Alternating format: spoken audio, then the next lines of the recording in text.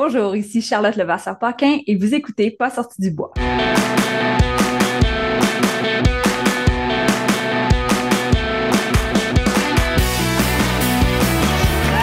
messieurs, votre gagnant, c'est 110 Si tu commences à te sentir bien en courant un ultramarathon, fais-toi-en pas, ça va passer. Grand champion du 125 km. Barres protéinées, barres caféinées, gaufres, drink mix, poudre protéinée, la gamme de produits NAC s'en vient tellement complète qu'avec ça, t'as un arsenal complet pour ton prochain grand défi. Puis surtout, pour avant, pendant, puis après les entraînements qui vont t'amener jusque-là.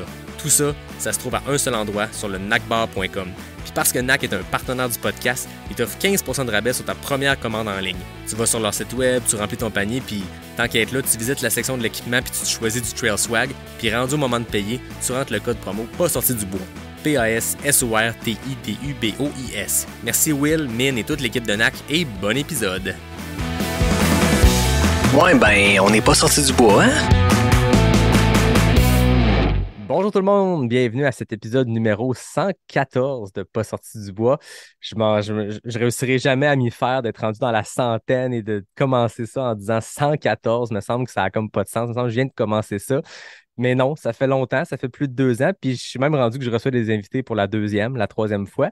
C'est le cas de mon invité aujourd'hui, Charlotte Levasseur-Paquin. Re-bienvenue à Pas sorti du bois. Merci, c'est un plaisir. Écoute, je suis vraiment content de te parler. On s'était parlé à l'épisode 48, donc ça fait quand même un bail. C'était l'été dernier, juste après que tu aies complété le Sentier international des Appalaches, le fameux GRA1, qui a été sur toutes les lèvres depuis 2 ans, depuis 3 ans que des gens vont s'amuser là-dessus, que ce soit en mode FKT ou en mode traversée. On en parle beaucoup, puis c'est le fun parce que c'est un joyau de notre Québec, de notre nord-est de l'Amérique, ce sentier-là. Et cette année, tu as décidé d'y retourner. Pour la Oui. petite histoire, l'année passée, tu avais fracassé ou établi le FKT, le temps le plus rapide, en mode self-supported. Donc, les gens, si on vous pitch trop d'infos, commencez par l'épisode 48, vous allez découvrir Charlotte. On parle un peu plus de ton histoire, un peu plus de ce qui t'a mené là. Là, aujourd'hui, on va pouvoir sauter directement là-dedans. Donc, tu avais fait ce record-là, le self-supported, en 13 jours et 4 heures. Et là, cette Exactement. année, tu as décidé, on y retourne. Donc, je pense qu'on aura beaucoup à jaser, puis je pense que ça va être très intéressant. Oui, c'est une épreuve, c'est la même épreuve, mais faite assez différemment cette année. Donc, il y a quand même des changements là dont on va pouvoir discuter. Ben exactement. Avant qu'on commence la question de toujours, qu'est-ce que tu bois, Charlotte, de ton côté? Ce soir, je suis très tranquille. Je bois une kombucha. C'est une marque gaspésienne, donc je représente les kombucha vie pour ce soir. Mais oui, Bon, petite kombucha tranquille. excellent. On boit local. Mhm. Moi, de mon côté aussi, je bois local. Je suis à Québec, donc j'ai une bière de Québec qui est mon partenaire Noctem, artisan brasseur. Aujourd'hui, je ne sais pas si tu connais Noctem, mais Je les je sais, adore. je sais pas si tu es une cat person ou une dog Ben, person. à cause de Noctem, je peux être une cat person pour ce Parce que soir. chaque bière, là, je la montre à l'écran, ceux qui regardent, chaque bière a toujours un félin. D'habitude, c'est un chat, mais là, dans ce cas-ci, la Waina, une double IPA avec vraiment une esthétique très inspiration africaine. J'adore. Et c'est un guépard, léopard, un félin tacheté. Donc, Mhm. cheers à toi, Charlotte. Merci d'être là. Santé! Donc, avant qu'on entre dans le GRA1 et ton été, comment ça va de ton côté? Parce que la Gaspésie, il a goûté pas mal, pas autant que les îles de la Madeleine, les Maritimes, mais la Gaspésie, il a goûté aussi beaucoup. Je sais pas, t'es Oui, où précisément en Gaspésie? moi, je suis dans la baie des Chaleurs. C'est un des secteurs qui a été vraiment moins touché par Fiona, l'ouragan. J'étais par contre en fin de semaine à Percé. Mon copain le couvrait parce qu'il est journaliste. Donc, j'ai vraiment eu le spectacle là, des grosses vagues, des morceaux de tôle et de toits là, qui partent partout dans la rue. Là. C'était vraiment impressionnant, mais rien de sérieux en Gaspésie. Là. Il y a eu des pannes, des chutes d'arbres, mais rien d'aussi dramatique que ce qui s'est passé dans les maritimes. Ah ouais, c'est quelque chose. J'ai regardé ça dans les derniers jours, puis on dirait que c'est des images, puis c'est pas mieux quand c'est ailleurs, mais des fois, Mhm. ce genre d'image d'ouragan-là, c'est lointain qu'on voit ça, Ouais, tu sais. Puis à chaque année, on a une queue d'ouragan qui passe, qui fouette un peu les maritimes, le nord-est de l'Amérique, mais c'est tout le temps des restes. Là, c'est impressionnant et c'est inquiétant que ce soit je veux dire, l'œil de l'ouragan, puis il est passé là en force. Là. C'était plus une tempête de vent post-ouragan, c'était très fort. Donc, en tout cas, Mm. on espère que tout le monde est correct. S'il y a des auditeurs du coin des Maritimes, des îles de Madeleine, on pense à vous. C'était un spectacle pas le fun à voir en fin de semaine de suivre ça. Tout à fait. Un bon petit rappel que notre environnement est plus fort que nous. Exactement. Puis je pense qu'on pratique un sport qui Mhm. nous le rappelle souvent. Tu sais, j'ai souvent entendu parler des gens où j'ai déjà dit moi-même, tu sais, des fois, une journée, inconsciemment, on respecte pas la montagne. C'est de quoi qu'on entend dans les champs lexicaux de ce que les gens parlent dans l'ultra, là, je pense les longues randonnées. La nature a toujours raison. Mathieu Blanchard, quand il était venu à l'épisode 12, qui nous avait parlé de son GRA1, nous avait parlé de son sommet du Mont Jacques-Cartier en pleurs Ouais. avec Rémi Poitras. Quand Anne est venue en parler, quand toi tu m'en as parlé, quand Rémi est venu en parler, j'ai eu beaucoup d'invités où on a parlé de ce sentier-là.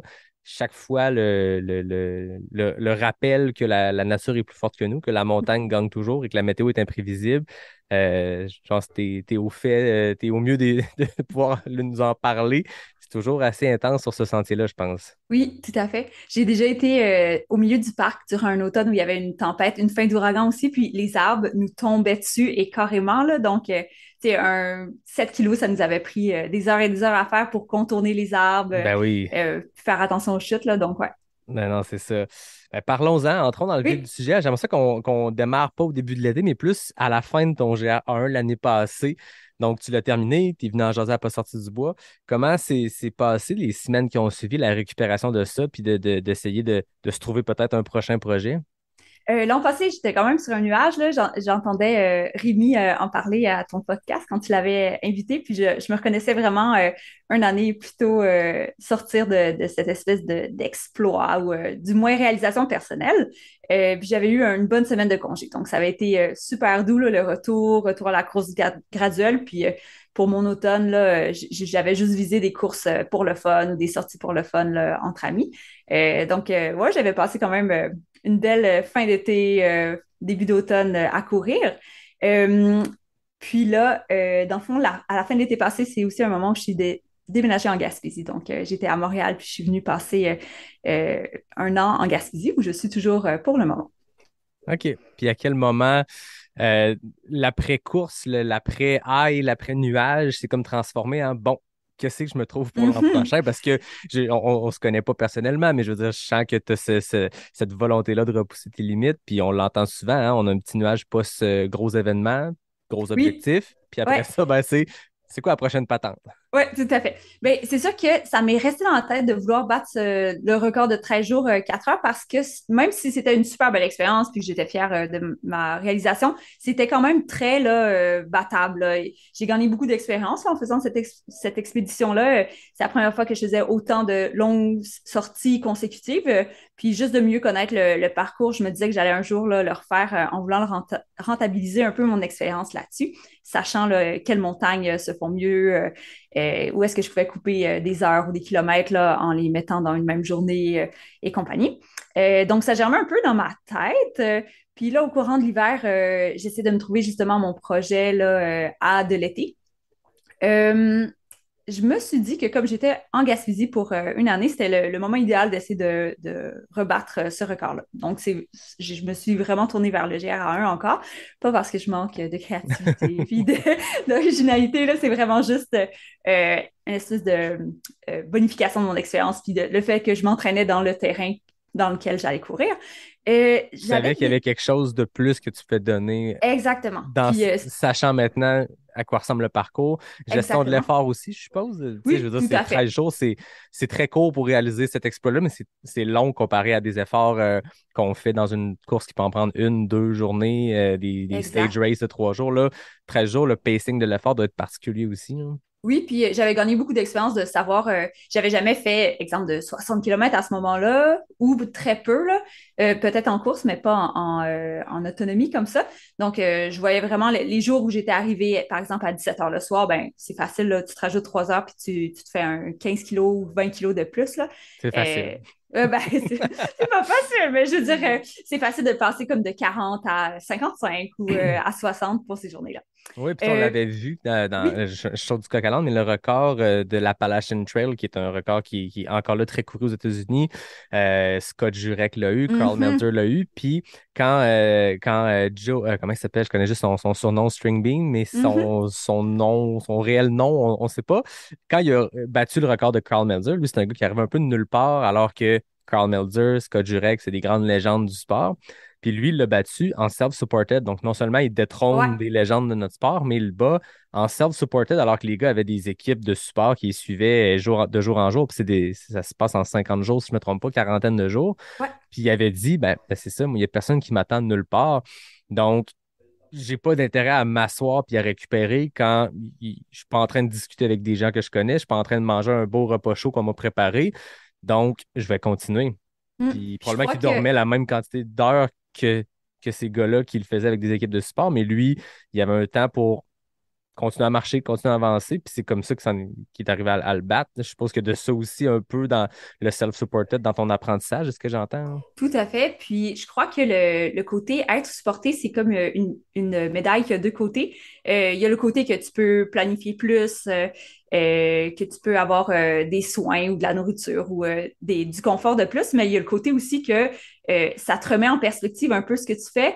Euh, Moi, je remarque parfois que quand tu nommes des inconforts ou quand tu réalises à quel point tu es fatigué ou quand tu t'arrêtes pour en parler, c'est là que ça te frappe un peu plus. Donc, j'ai comme l'impression que le côté support, bien qu'il y a plusieurs avantages intéressants, parfois ça te met peut-être plus conscient de ce que tu es en train de faire. Ça donne un feedback direct, là. Ouais. Donc, j'ai l'impression que ça m'étonne pas, en fait, que ça puisse être possible de battre en self-supported des records supported. Ben, on le voit sur le GR1, la majorité des temps qui sont enregistrés. Puis là, je parle que du site FKT, mais les gens qui le laissaient, c'est beaucoup des randonneurs, des gens qui sont habitués aux longues randonnées, qui sont nécessairement en mode à la self-supported. Cet été, Rémi, que j'avais reçu au podcast, c'est pareil, il l'a fait en self-supported, puis il est à 48 heures d'un temps d'un Mathieu qui, je veux dire, Ouais, bon, il n'y a plus de preuves, là, je veux dire, on le sait que Mathieu, c'est très un des plus impressionnant. grands, mais Rémi, faire ça 48 heures de moins self-supported, c'est impressionnant. Puis ensuite, l'année passée, ben, tu l'avais établi le record. Ensuite, il y avait Maxime Boisvenu-Martin qui l'avait fait, je pense qu'il avait terminé quelques jours après toi, qui avait abaissé ton temps. Donc, tu conservais le FKT féminin, mais à ce moment-là, tu avais le overall. Maxime, tu allais descendre ça d'une journée. Après ça, on a vu une Anne Bouchard le faire en supported, établir une marque encore là, encore plus basse. Et là, toi, tu te disais, quand tu as replanifié ça de le faire, est-ce que l'objectif était je vais améliorer mon temps à moi ou j'ai les yeux rivés sur le record self-supported, féminin? Qu'est-ce que tu avais en tête? J'avais en tête mon record. En fait, OK. dans mes souvenirs, Anne, elle l'avait fait en 10 jours, donc je réfléchissais pas à ça. Puis Anne est tellement une grande coureuse, je pensais pas que je pouvais faire un temps qui équivalerait. Donc, dans ma tête, elle avait fait en 9 ou 10 jours. Là, j'avais pas revérifié. Je suis même pas allée sur le site là, revérifier. Puis en fait, c'est au milieu du trajet que je me suis rendu compte que ma planification raccourcissait son record à elle là, d'une journée. C'est vraiment comme à la fin que je l'ai su. C'est comme une erreur.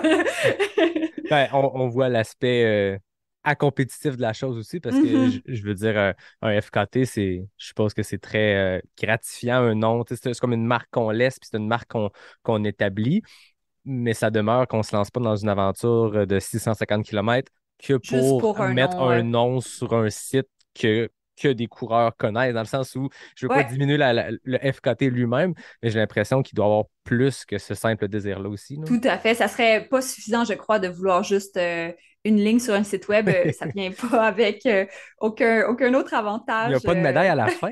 Non, il n'y a pas de médaille. L'an passé, je ne sais pas si le Sentier des Appalaches le fait toujours, mais il m'avait envoyé un petit certificat, Ah, genre, OK. très cute, pour dire que j'avais accompli, j'avais juste terminé le sentier. Donc, je crois OK. qu'il l'envoie là, quand c'est un sentier complété, peu importe le temps, là.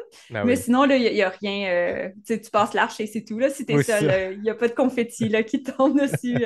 Il y a pas une... je sais que le Sentier des Appalaches, il y a un peu plus la vibe de les gens encouragent beaucoup les randonneurs. Dans les campings, les gens donnent beaucoup de nourriture. Il y a comme une célébration un peu plus. Sur le Sentier Ouais. international des Appalaches, c'est beaucoup plus discret. Là, donc, Mais il il n'y y a a pas. beaucoup de moins de monde aussi, je suppose. Oui, L'Appalachian exactement. Trail Oui, traverse c'est des des centaines et des villes, centaines des de villages. personnes. Ouais, Ouais, c'est ça. exact. Euh, si je me trompe pas, quand tu as annoncé que tu allais te relancer sur ce défi-là, ce n'était pas que ce défi-là. Tu t'étais dit, ben, Mhm. en tant qu'à faire 650, pourquoi pas faire un peu plus? Parle-moi du plan original. Oui, le plan A, en fait, ma motivation était non seulement de battre le record, mais que j'avais établi l'an passé, en 2021, mais aussi de tester qu'est-ce que ça fait 1000 km. Je voulais voir un peu là, physiquement, j'étais vraiment curieuse de voir comment je me sentirais après cette durée-là. L'an passé, en finissant le 14e jour, là, donc quelques heures après euh, dans le fond, le 13e jour. Je me sentais quand même, j'avais une douleur à une cheville, mais j'aurais pu continuer. Donc, je me disais, j'aimerais savoir de quoi je peux avoir l'air si je m'étends sur 10 000 km et plus. Puis c'est quand même un fantasme de randonneuse qui trottait un peu dans ma tête de parcourir tout ce sentier-là. Le plan A étant de partir de Forillon, traverser le GRA1, qui est la portion québécoise du Sentier international des Appalaches, puis continuer dans les portions du Nouveau-Brunswick et du Maine. Donc, OK. le Sentier international des Appalaches, comment il a été décrit à la fin des années 90, comment il a été comme fondé, c'était vraiment ce qui le reliait la Gaspésie au Maine, là, au mont Katahdin, où est-ce que finit ou commence, dépendamment de dans quelle direction tu fais le Sentier des Appalaches, justement le Sentier des Appalaches. Un peu de Donc, le juste faire ce petit... connecter, cet Appalachian Trail-là qui est très connu, mais tu sais, je Oui, veux dire, des sentiers, des débuts, des fins, c'est un peu arbitraire dans le sens où, dans le cadre d'une randonnée balisée, oui, il y a un point de fin, mais les Appalaches, cette chaîne de montagnes-là, se termine en Gaspésie, au même exact. titre que nous, le GR1 ne se termine pas à la frontière du Québec, ou en tout cas, quand il se termine, le tronçon du GR1, c'est pas voici le sentier termine ici, ça se poursuit l'autre bord de la frontière et tout ça. Donc, ça te donnait combien exactement? 1000 kilomètres? C'était 1200. Dans le fond, la OK, partie... Ouais. Ben là, 200 de plus, 200 de moins. rendu là. Oui, c'est ça. La partie au Nouveau-Brunswick, je crois que c'est 300, puis au Maine, c'est 200. Plus ou Je moins, pense que mais ça devient moins ardu, si je ne me trompe pas. exactement. C'est parce que je crois pas que je me serais imaginé faire un 500 km comme en Gaspésie. Je crois, en tout, dans ces 500 km-là, Nouveau-Brunswickois et du Maine, c'est 5000 mètres de dénivelé positif versus 30 000 sur le 650 en Gaspésie au GRA1. C'est vraiment pas la même chose. Puis, c'est beaucoup là, des lits des anciens chemins de fer ou des sentiers forestiers. Donc, des sentiers de quatre roues, de motoneige, beaucoup moins de montagnes, là. Euh, dans mon plan initial, j'envisageais cette portion-là vraiment plus plate, plus du mental parce que tu as moins les gros paysages et tout. De ce que j'avais beaucoup lu en ligne, c'était aussi moins excitant au niveau paysage parce que justement, tu n'es pas sur le bord de la mer ni au sommet des montagnes, sauf un peu quand tu arrives là jusqu'au pied du mont Katahdin. Ouais. Donc, c'était ça mon plan A Ça initial. demeure que c'est tout un défi parce que tu sais, les gens, on ramène ça à nous, nos réalités de coureurs qui font ça en une journée. Tu sais, quand tu fais une longue de trail super technique, tu avances moins vite, mais justement, ton corps travaille différemment. Quand on tombe sur une portion d'asphalte, c'est Mhm. extrêmement difficile. Tu sais, les gens qui écoutent, on a tous des références à ça, de un 20 kilos de trail technique avec des montées, des descentes. Puis quand tu tombes sur l'asphalte, il faut que tu ouvres la machine. C'est pas plus facile. Moi, personnellement, je pense que c'est plus difficile. Tu aurais sûrement eu aussi un défi là de oui, c'est peut-être plus de kilomètres par jour que ce que tu faisais sur la portion gaspésienne. Ça demeure qu'après des journées et des journées de sentiers techniques où on avance à un rythme plus lent, qu'on n'a pas je veux dire, les portions à 5 minutes du kilo ne doivent pas arriver souvent sur le Sentier international des Appalaches. En effet. Ça reste que là, tu tombes à un rythme vraiment de course continue. Gros défi physique quand même, là Tout à aussi, fait. de passer de ces deux types de courses-là qui est complètement différent, là. En effet, j'envisageais vraiment les autres portions comme, ben, surtout celle du Nouveau-Brunswick, comme une alternance. Là, il aurait fallu que je sois disciplinée justement là, pour alterner, exemple, des 5 minutes, des 5 kilos de course avec des 5 un peu plus mollo. Là, mais ouais, ça aurait été vraiment un effort différent. Moins de montée, fait que c'est juste d'autres muscles qui travaillent, puis un cardio différent là, qui aurait travaillé à ce moment-là. Fait que toi, l'objectif, c'était de partir de Forion, donc dans le sens inverse. Donc déjà, De ce que les gens font habituellement. ces 650 kilomètres-là sont quand même un peu différents. Je veux dire, Oui. souvent sur un sentier, quand on fait un aller-retour, le retour n'a pas l'air de l'aller, même si c'est la Mhm. même track. Mais toi, tu arrives à la fin, pas le temps de mettre le nouveau FKT en ligne. on Ouais, continue pour 500 km. ouais, tu Fait que c'est ça traverses le petit le. pont. Oui, c'est ça. Fait que ça, c'était le plan initial. Exactement. Puis, Qu'est-ce qui s'est passé? oui, ta-da-ta. Donc, j'étais bien préparée quand même. Là. Je me suis fait un beau build-up, beaucoup de longues sorties. J'avais beaucoup planifié ma nutrition pour ces portions-là.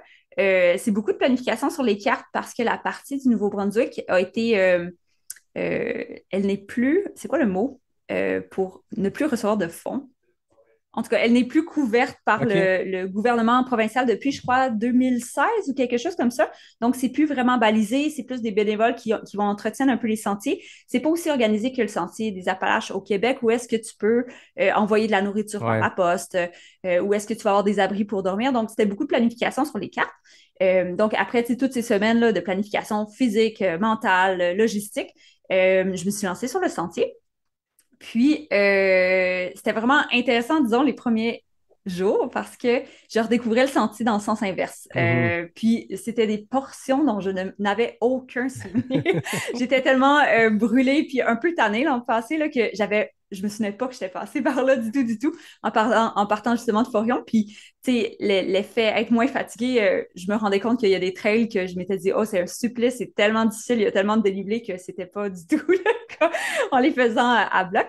Puis après 2 jours, c'était ma plus longue journée. Je pense que c'est une journée de 67 kilos. Euh, la nuit commençait à tomber, puis il y a comme un trou que j'ai pas vu dans le chemin. Évidemment, là, il y a des irrégularités dans le sentier. Puis Mhm. je suis tombée. Dans le fond, j'ai fait comme une mauvaise chute, un espèce de pivot bizarre avec ma cheville puis mon genou. Sur le coup, ça pince un peu. C'est pas grave, je continue parce que je veux rentrer là avant qu'il fasse trop noir. J'allume ma frontale parce que je me suis dit que si je l'avais allumée avant, Ouais. j'aurais pas eu cet accident-là. Puis sur le coup, c'était surtout mon pied qui était sensible. Le soir, j'arrive au campement où j'allais dormir. Puis là, un peu de douleur au genou, un peu au pied. Je me dis, bon, comme c'est sensible, je ferai une photo, voir un peu enflure, hématome. Je regarderai ça demain. Ça sert à rien de m'imaginer mon plan. Et là, le lendemain, je me réveille et là, mon genou me faisait quand même une bonne douleur. Là, je me dis, ça se peut pas, la deuxième journée que je me sois blessée. Je commence quand même ma troisième journée parce que ça fait quand même partie des ultras d'avoir des bobos ici, là. Des fois, tu te lèves le matin, tu peux plus marcher, puis finalement, tu dérouilles la machine, puis ça part. Et c'est ce qui s'est passé dans les premières heures, les premiers kilos. Là, je me disais, OK, tout va bien. J'avais comme juste averti mon copain, vu qu'il était dans cette partie-là de la Gaspésie, pour qu'il sache là, que j'avais eu une difficulté, mais que ça semblait réglé. Puis là, peut-être mon premier 10-15 kilos passe, ça va bien. Puis là, une petite douleur de genou qui revient. La douleur de pied était réglée. Puis là, plus la journée avançait, plus la douleur de genou devenait inconfortable. J'essaie de me taper un peu, je suis physio, donc j'ai au moins un peu d'outils là, pour évaluer la situation. C'est pas clair qu'est-ce que j'ai. Je sens une petite dérobade, un petit lousse dans mon genou, mais c'est un symptôme qui peut être non spécifique. Je continue de courir, puis la portion nord de la Gaspésie, souvent, tu vas dans les sentiers forestiers ou dans les montagnes, puis là, tu reviens sur la côte. Donc, tu as comme des allers et retours où est-ce que tu as des chances de pouvoir sortir si tu as besoin ou Mhm. contacter des gens, tu as un peu de réseau. Là, la journée avance, puis là, ça fait vraiment mal. Puis mon genou, il se met à plus pouvoir déplier, puis j'ai vraiment une sensation de lousse, un genre de spasme, puis ça part pas. Puis là, les kilomètres progressent, puis là, ça part pas. Puis chaque fois que je sors d'un village, bon, le prochain est dans 10-15 kilos de montagne, je retourne, je réessaye. Puis là, à un moment donné, j'arrive plus vraiment à marcher, là, c'est plus possible. Fait que là, je me rends compte que je me suis blessée pour vrai finalement, puis c'est pas le genre de douleur sur laquelle je peux juste courir en ignorant la douleur. Je sentais l'espèce de sensation de laxité, là, de lousse, Mhm. c'est pas un très bon signe, là. C'est pas comme un muscle qui est sensible, c'est souvent ça peut être ligamentaire ou du moins quelque chose là, qui empêche la mécanique du genou. Fait que là, je réfléchis beaucoup. Quand j'arrivais dans les villages, je textais un peu une amie physio qui elle m'a aidé un peu à avoir un meilleur jugement parce que j'étais un peu biaisée par le fait que je voulais absolument me faire Ouais. aider. Puis tu sais, c'est très rare en course, je pense. Une de mes forces, c'est mon mental. Je suis très équanime. J'aime beaucoup courir, j'aime beaucoup être dehors. Donc, c'est ça sur quoi je focus plus. C'est rare que je rentre dans une zone là, de spirale plus négative. Mais là, ça commence. Là, puis j'étais dans les montagnes près de Non, pas Gros Manche d'Épée, qui est un village là, en Ouais. Gaspésie. Puis là, ça allait vraiment plus. Là, je ne pouvais plus courir du tout. Les descentes, c'était épouvantable. J'avais l'impression que mon genou allait partir. Puis là, j'ai comme pris la décision, ben, je crois que je vais arrêter, au moins arrêter pour la journée. J'étais à Mhm. 12 kilomètres du campement, là. après 50 kilos, dans le fond, dans ma journée, puis dont un bon là, 25 kilos de réflexion intense. Ouais, c'est ça. T'es Donc, tout seul finalement, dans le sentier, tout ce oui, c'est ça. temps-là, ça joue aussi, je suppose, mentalement, là. Exact. Puis après mon prochain stop, j'entrais dans le parc. Ben, Ouais, je rentrais dans une grosse partie vraiment isolée, puis là, je me retrouvais dans le parc de la Gaspésie. Donc, c'était quand même à y penser, là, qu'est-ce que je faisais à ce moment-là, si je continuais ou pas, parce que m'évacuer quand je suis sur le bord de la 132, c'est une chose, même si c'est à Manche d'Épée, qui est assez loin de tout, là, mais versus m'évacuer quand je suis entre Jacques-Cartier puis le Dumont-Albert, c'est autre chose. ouais, c'est Euh, ça. ouais. Donc là, tu sais, j'ai laissé un peu de temps passer, j'ai pris des Advil, j'ai regardé si je pouvais masser, relâcher. Il n'y avait pas grand-chose à faire, là, c'était assez stable, là, puis j'arrivais plus à mettre de poids sur mon genou. Donc là, j'ai dû faire une croix après seulement 3 jours sur mon projet. C'est là que j'ai décidé d'arrêter, là, puis ça a été quand même un gros coup, là.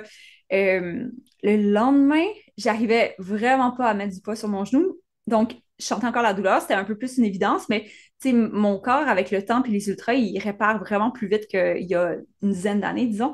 Donc, après 2 jours, ben là, je boitais, mais un peu moins de douleur. 3 jours, je boitais moins, un peu moins de douleur. Donc, et arrivé l'espèce de pensée, ben là, pourquoi t'as arrêté? Est-ce que t'aurais dû Ouais, continuer? Fait que j'ai été un peu là-dedans, là, dans quelques jours. Puis, comble du bonheur, dans ces journées-là, j'ai attrapé la COVID. ah, Donc, 2 jours après être sortie du bois, méga symptômes, COVID et tout, là. C'était pas un très beau dénouement à mon projet A.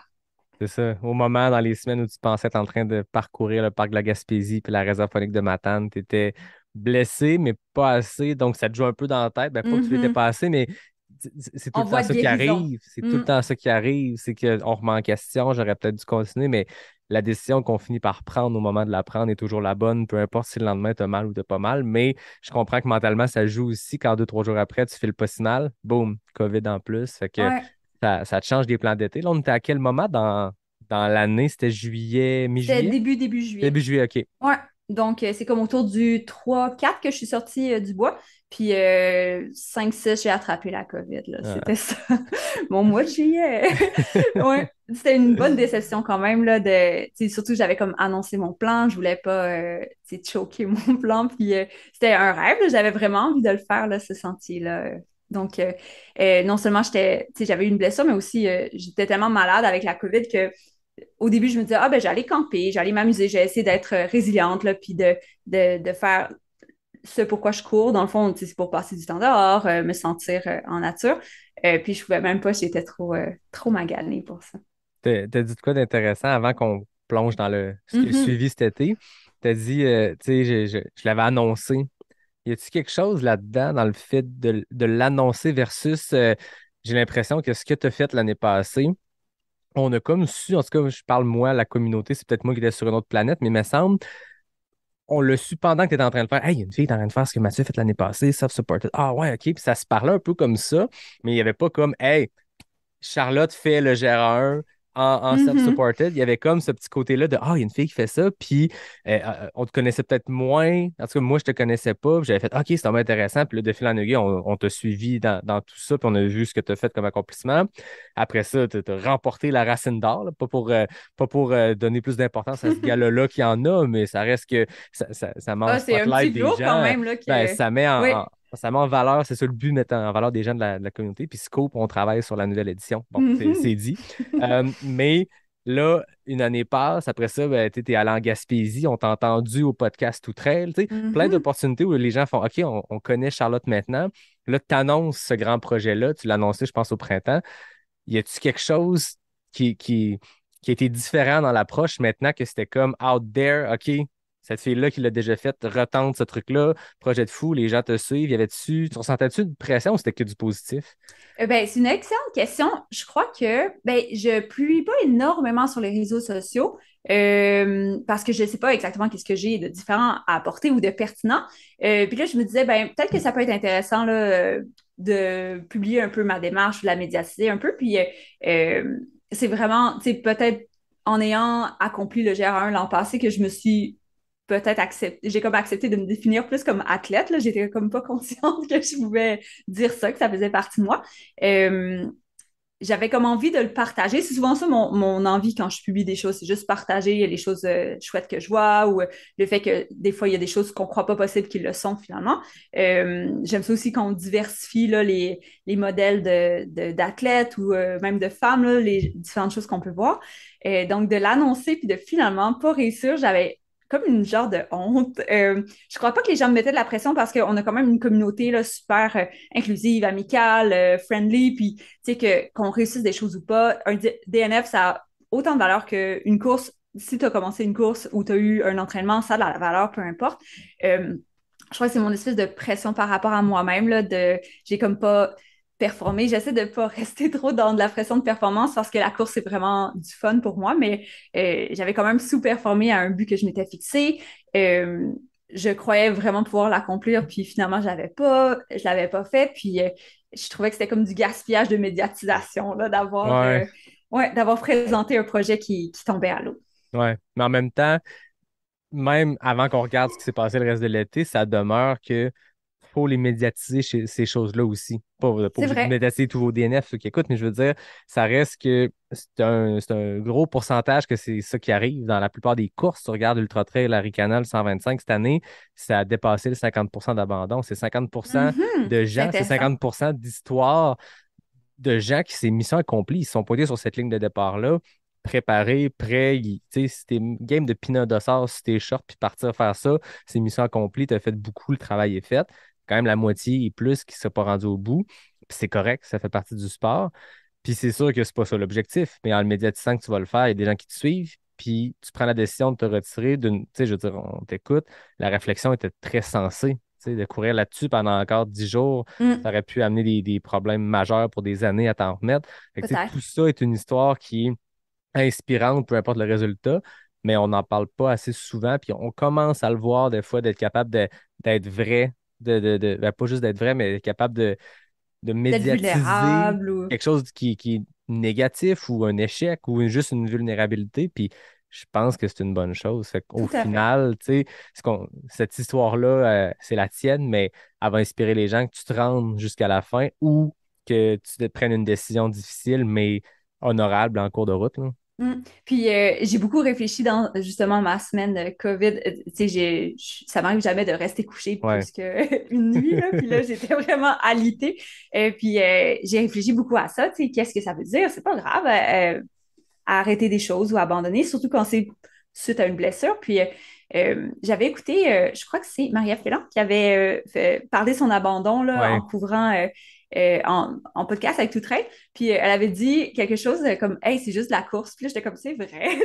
C'est juste la course. Puis dans ce que ça a de très beau et de très simple, et dans ce que ça a aussi de pas grave, là, c'est pas ça fait mal à personne d'avoir mis fin à une course pour son propre bien. Puis c'est peut-être une bonne occasion de faire preuve comme de bienveillance, puis de patience aussi. Là. Je crois que notre sport demande énormément de patience parce que les embûches qu'on peut avoir ou les imprévus sont innombrables.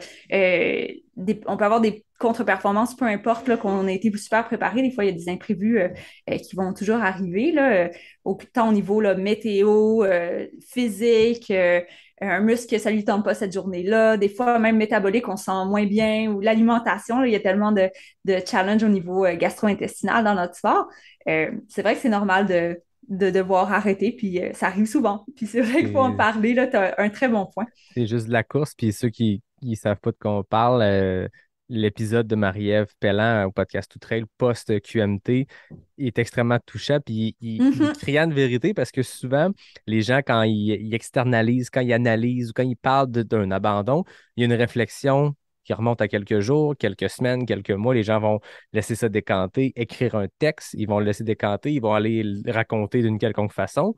Il y a une introspection qui s'est faite. Elle, c'était le lendemain de cet abandon-là. Ouais. Puis c'est raw. Il n'y a pas de meilleur terme. C'est à vif.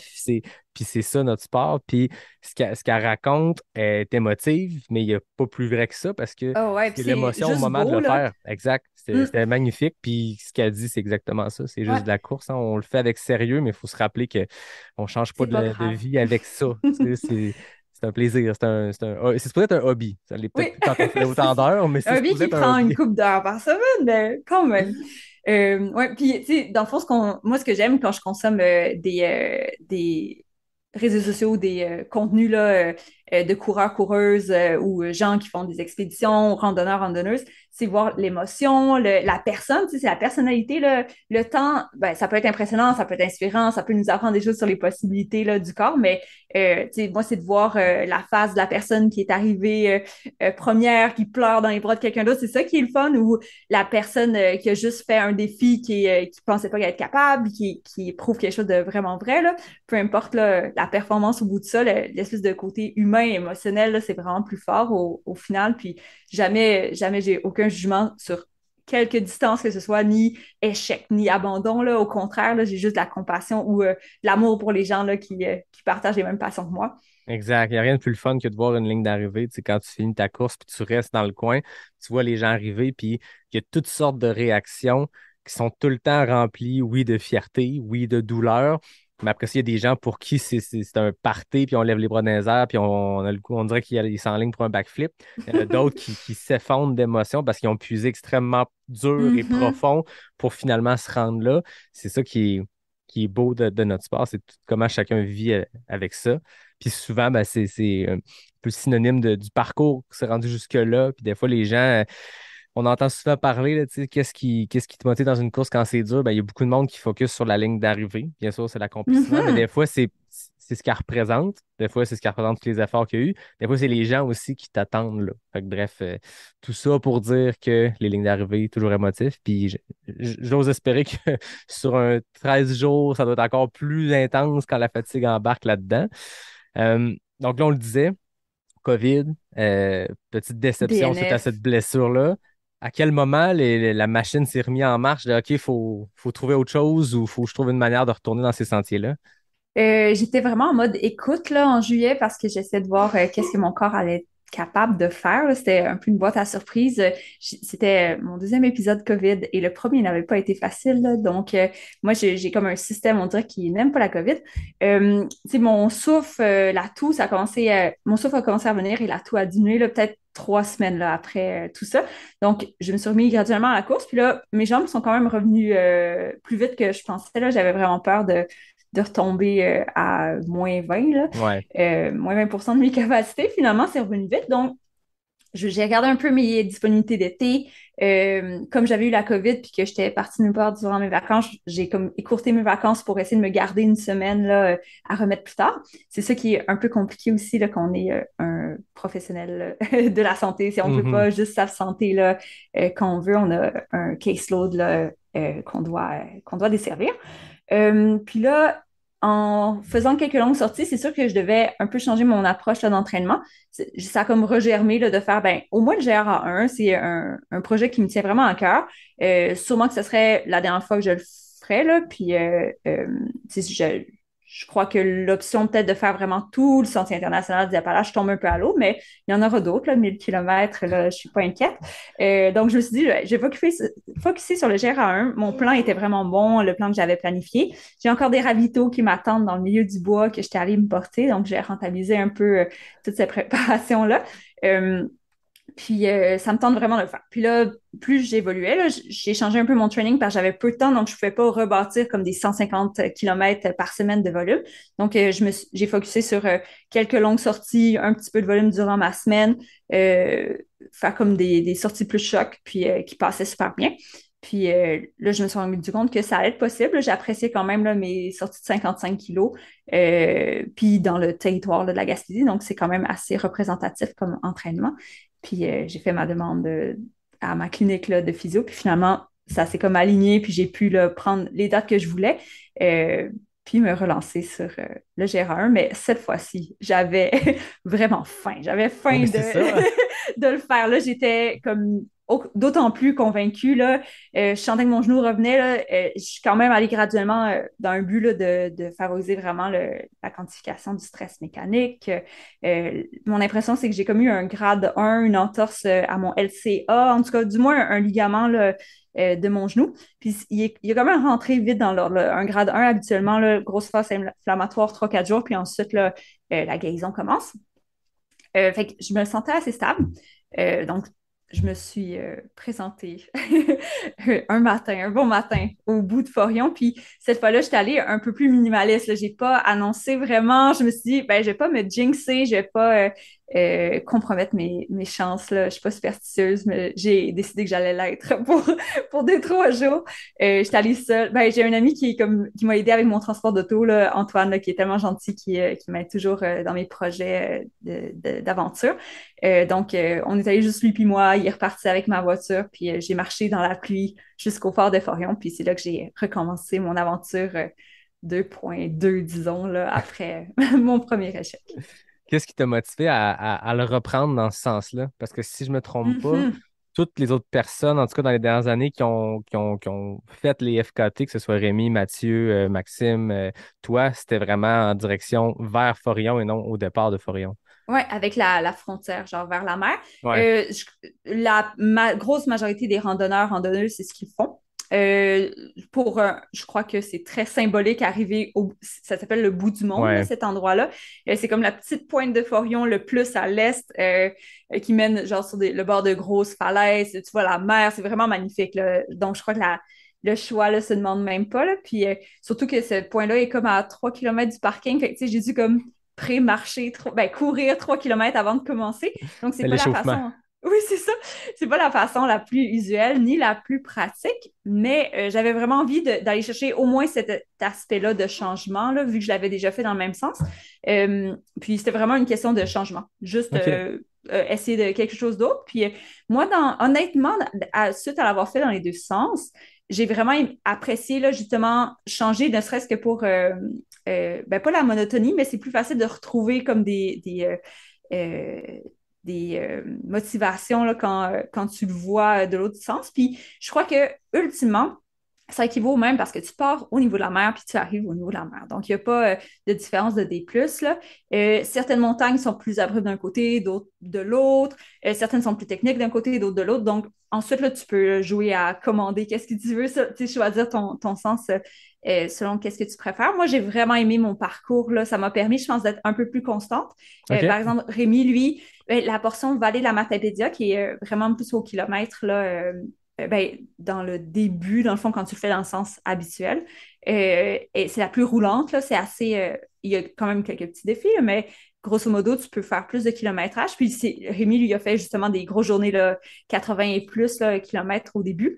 Euh, puis à la fin, justement, avec l'accumulation de fatigue, il y avait des journées un peu plus petites. Moi, ça m'a comme permis, en étant dans ça alternait un peu semi-technique, mais relativement roulant. J'ai fait du volume, des 60, 65, 66 au début. Puis ça m'a permis de garder comme la portion facile pour la fin. Moi, OK. c'était une tactique qui m'allait, mais je crois que ultimement, les bouchers en sont chiants dans les deux sens. Puis Ouais, les c'est grosses ça. montagnes sont grosses, là. Mont-Albert d'un côté ou l'autre, là, ça peut être, c'est pas rapide, là, courir sur des grosses roches, là. Ben Puis, non, c'est ça. ouais, exactement. Fait que moi, j'ai apprécié vraiment mon expérience de le faire, puis de redécouvrir les portions dont je me souvenais plus parce que j'étais brûlée Oui, c'est dans le ça. passé. Fait que là, tu pars dans cette direction-là. Euh, Au moment où tu es passé près de l'endroit où c'est Oui, arrivé, là, je suppose que tu n'as pas reconnu le dit trou lui-même, mais je veux dire, non. cet endroit-là, est-ce qu'il était lourd de sens de repasser là ou Euh, comment tu l'as je, vécu?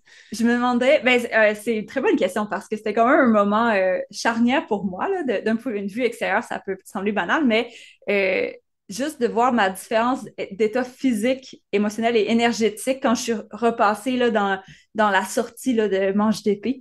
Genre, j'étais dans un autre monde, là. J'étais super bien physiquement, aucune douleur nulle part, aucune courbature, là, même après mes journées de 68 km, là.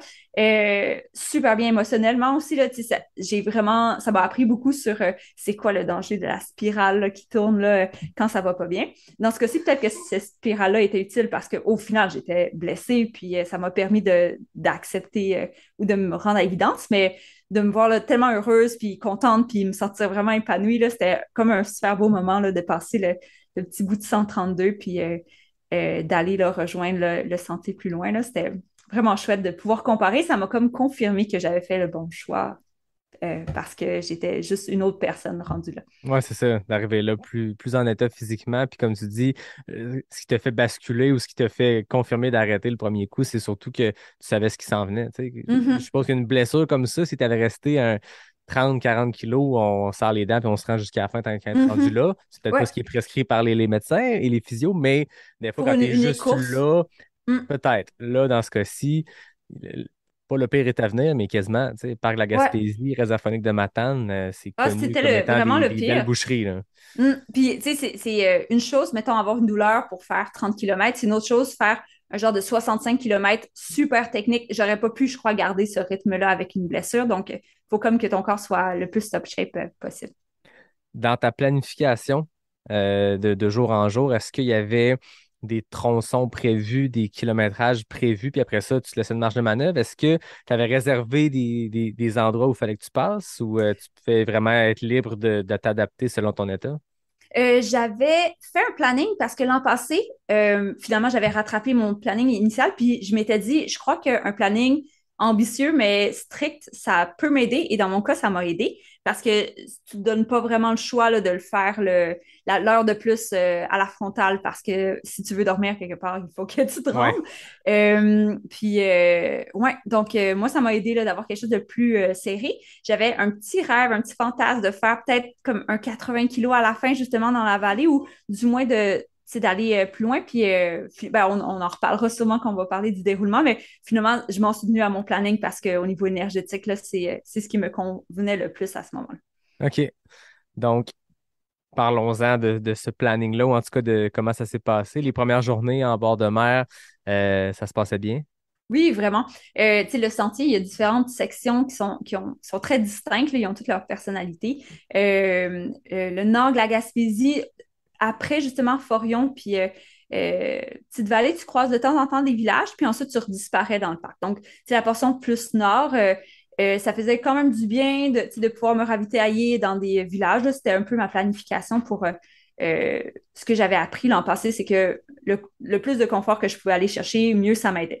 Des fois, Mhm. c'est ça la différence aussi entre du multijour en self-supported, là, c'est que tu es réduit au minimum du confort que tu peux avoir. Tu sais, je mange la nourriture déshydratée encore. Là. J'ai pas de brûleur. Tu sais, mon seul coucher, là, l'an passé, j'étais en hamac, mais là, cette fois-ci, j'ai comme remesuré des poids, puis j'ai décidé d'emmener juste un petit tapis de sol, puis de dormir dans les abris, là, avec mon sleeping bag, et c'est tout. Donc, minime confort à ce niveau-là aussi. Donc, chaque fois que je pouvais aller chercher juste comme un sandwich dans une épicerie, je le prenais. Il y a une nuit que j'ai passé dans une auberge. Ben, tu sais, je suis comme rentrée à 10 heures du soir dans l'auberge, puis je suis sortie à 6 heures du matin, mais juste le fait d'avoir eu une douche, là, genre, c'est fou, là. Ça aide vraiment tout ce qui est ampoule, friction. C'est vraiment un gros problème, là, dans du multijour quand tu as un sac qui pèse un petit peu plus lourd qu'un sac de jour, là. Ben oui. Euh, Rémi en parlait, là, mais on pourra jamais en parler assez à quel point, genre, mon dos était en sang, là. Ah Puis là, tu ouais. trouves tous les trucs que tu peux, les plasters, ça tient pas. Donc, tu sais, de juste pouvoir rincer, laver, mettre du polysporin, là, dans la partie plus populeuse, là, c'était vraiment un bon bonbon à ce moment-là, un petit luxe que je prenais bien. Puis à un moment donné, ben, le luxe devient un peu derrière toi parce que je Ouais, pense que quand tu entres dans le parc de la rapidement Gaspésie, même. il n'y en a plus d'auberge et de polysporin et de Ah, il n'y a douche. plus rien. Là, je m'étais planifié dans le parc. Dans le parc, tu peux dormir soit dans trois campings, disons, trois sites de camping qu'il peut y avoir, ou sur des plateformes là, dans le milieu de nulle part, comme juste trois plateformes, une bécasse, puis c'est tout. Je m'étais planifié comme dans les endroits où il y avait du camping, fait que je pouvais comme au moins genre remplir mon eau, prendre une petite douche. D'habitude, il y a des douches. Donc, j'avais comme deux arrêts dans le parc. Euh, Ça aide aussi mentalement, là, tu te sens un petit peu moins pendant 3 jours au milieu de nulle part là, en voyant personne. Donc, c'est ce que j'ai fait. J'ai rentré dans le parc, puis j'ai eu quand même 2 énormes journées. Là. Je me demandais vraiment comment ça allait aller. Ma première, là, je commençais au camping du Mont Jacques-Cartier. Je traversais Jacques-Cartier, Xalibu, c'est quand même des bonnes montagnes. Ensuite, je redescendais dans la petite vallée là, près j'ai dit Mont-Albert, puis je remontais Mont-Albert, qui est une autre bonne montée. Puis Toute la même Mont-Albert, journée. oui, c'est ça. Puis là, tu sais, je sais pas si tu es déjà allé au-delà de Mont-Albert, mais il y a comme un plateau. Puis là, il y a plein de up and down, là, quand même assez abrupt, là, puis bien dans la brousse, là, t'as en masse de fougères, beaucoup de moustiques. Donc, c'était comme énormes. Ben, ça, en fait, c'est ma première journée. Ouais, c'est ça. C'est ça, je suis comme sur 3 jours. Donc, ouais, j'avais ça ma première journée. Ça s'est bien passé. J'ai vu genre des Ouais. caribous. Ça, c'était vraiment cool. Quand même une belle météo, pas trop froid, pas trop chaud. Sauf, tu sais, la dernière heure et demie, là, déluge, juste assez pour me mouiller de Au bord en complet. bord. Puis là, le lendemain, ça, je pense que c'est une journée un petit peu plus difficile parce que tu montes vers Pic du Brûlé, près du lac Cascapédia. Tu as comme quelques belles vues, puis ensuite, tu rentres dans le bois là, jusqu'au Mont Logan. C'est un peu, je pense que Anne Bouchard disait que c'était comme son Mordor, là, entre le lac Thibault puis le Mont Logan. Et elle a très raison, là, t'es comme dans une genre de brousse, un sentier moins bien, ben, pas moins bien balisé, mais plus sauvage, là, plus Ouais. isolé, jusqu'à temps que tu arrives éventuellement au Mont Logan, qui est comme souvent dans la brume, en altitude, qui est très beau, mais tu as une période de sécheresse de paysage ou de passants, là. Puis ça roule pas beaucoup, là. Beaucoup de racines, beaucoup de fougères, beaucoup de boue aussi, là. Donc, c'est dur de courir, puis ça joue un peu sur le mental. Fait que ça, c'était comme ma deuxième journée. Puis après, je descendais, là, du Mont Logan jusqu'à la réserve faunique de Matane. Fait que ça, c'était comme 2 immenses journées que je me demandais, est-ce que ça va passer ou ça va casser? Est-ce que c'est là que je prends du retard sur mon itinéraire ou finalement, ça a full bien été? Ouais, puis physiquement, comment c'était ces journées-là, sachant que c'était tes plus grosses? Ça a été tellement bien, puis je Ah crois que ouais. j'ai vraiment eu une belle préparation, là. Euh, Tu sais, j'ai fait beaucoup plus de volume cette année en sentier, beaucoup plus spécifiquement. À Montréal, je faisais beaucoup de commuting, donc tu sais, quand même, c'est un bon 130-140 kilos par semaine, mais sur l'asphalte. Puis là, Ouais. cette année, d'avoir été en terrain spécifique, je crois que ça a vraiment beaucoup payé. J'ai fait aussi un peu plus, tu sais, même de courses en raquettes l'hiver, fait que j'ai gardé un peu mon volume. Puis on dirait que mon squelette, là, puis mes muscles ont vraiment bien grandi de ça, là. Donc, au niveau physique, ça allait bien.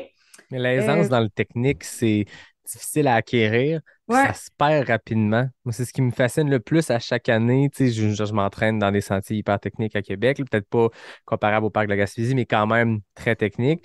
Puis la première fois que tu retombes dans le technique au mois Mhm. de mai, quand il n'y a plus de neige, il n'y a plus de boue, ça prend une petite adaptation. Le Tout à corps fait. perd vite ça. Fait que comme tu dis, là, de t'entraîner toute ton année sur le terrain, de faire quasiment de la reconnaissance. Là, tu sais, je veux Ouais, dire, les deux pieds ouais. dans le sentier que tu veux, dans lequel tu veux faire ton objectif de l'année, c'est très différent que, oui, on peut faire le max de volume qu'on peut en ville, sur l'asphalte ou sur le Mont-Royal peut-être, mais Mhm.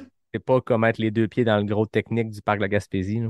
En effet, puis ça permet aussi, je trouve, de comme développer une relation avec ces montagnes-là. C'est un terrain que tu reconnais plus, ça redevient familier, c'est moins stressant, tu as un peu plus de points de repère. Puis je crois que le mix, là, tu sais, apprentissage comme moteur, apprentissage même visuel, parce que c'est beaucoup de ça qui est question quand on est Ben en oui. train.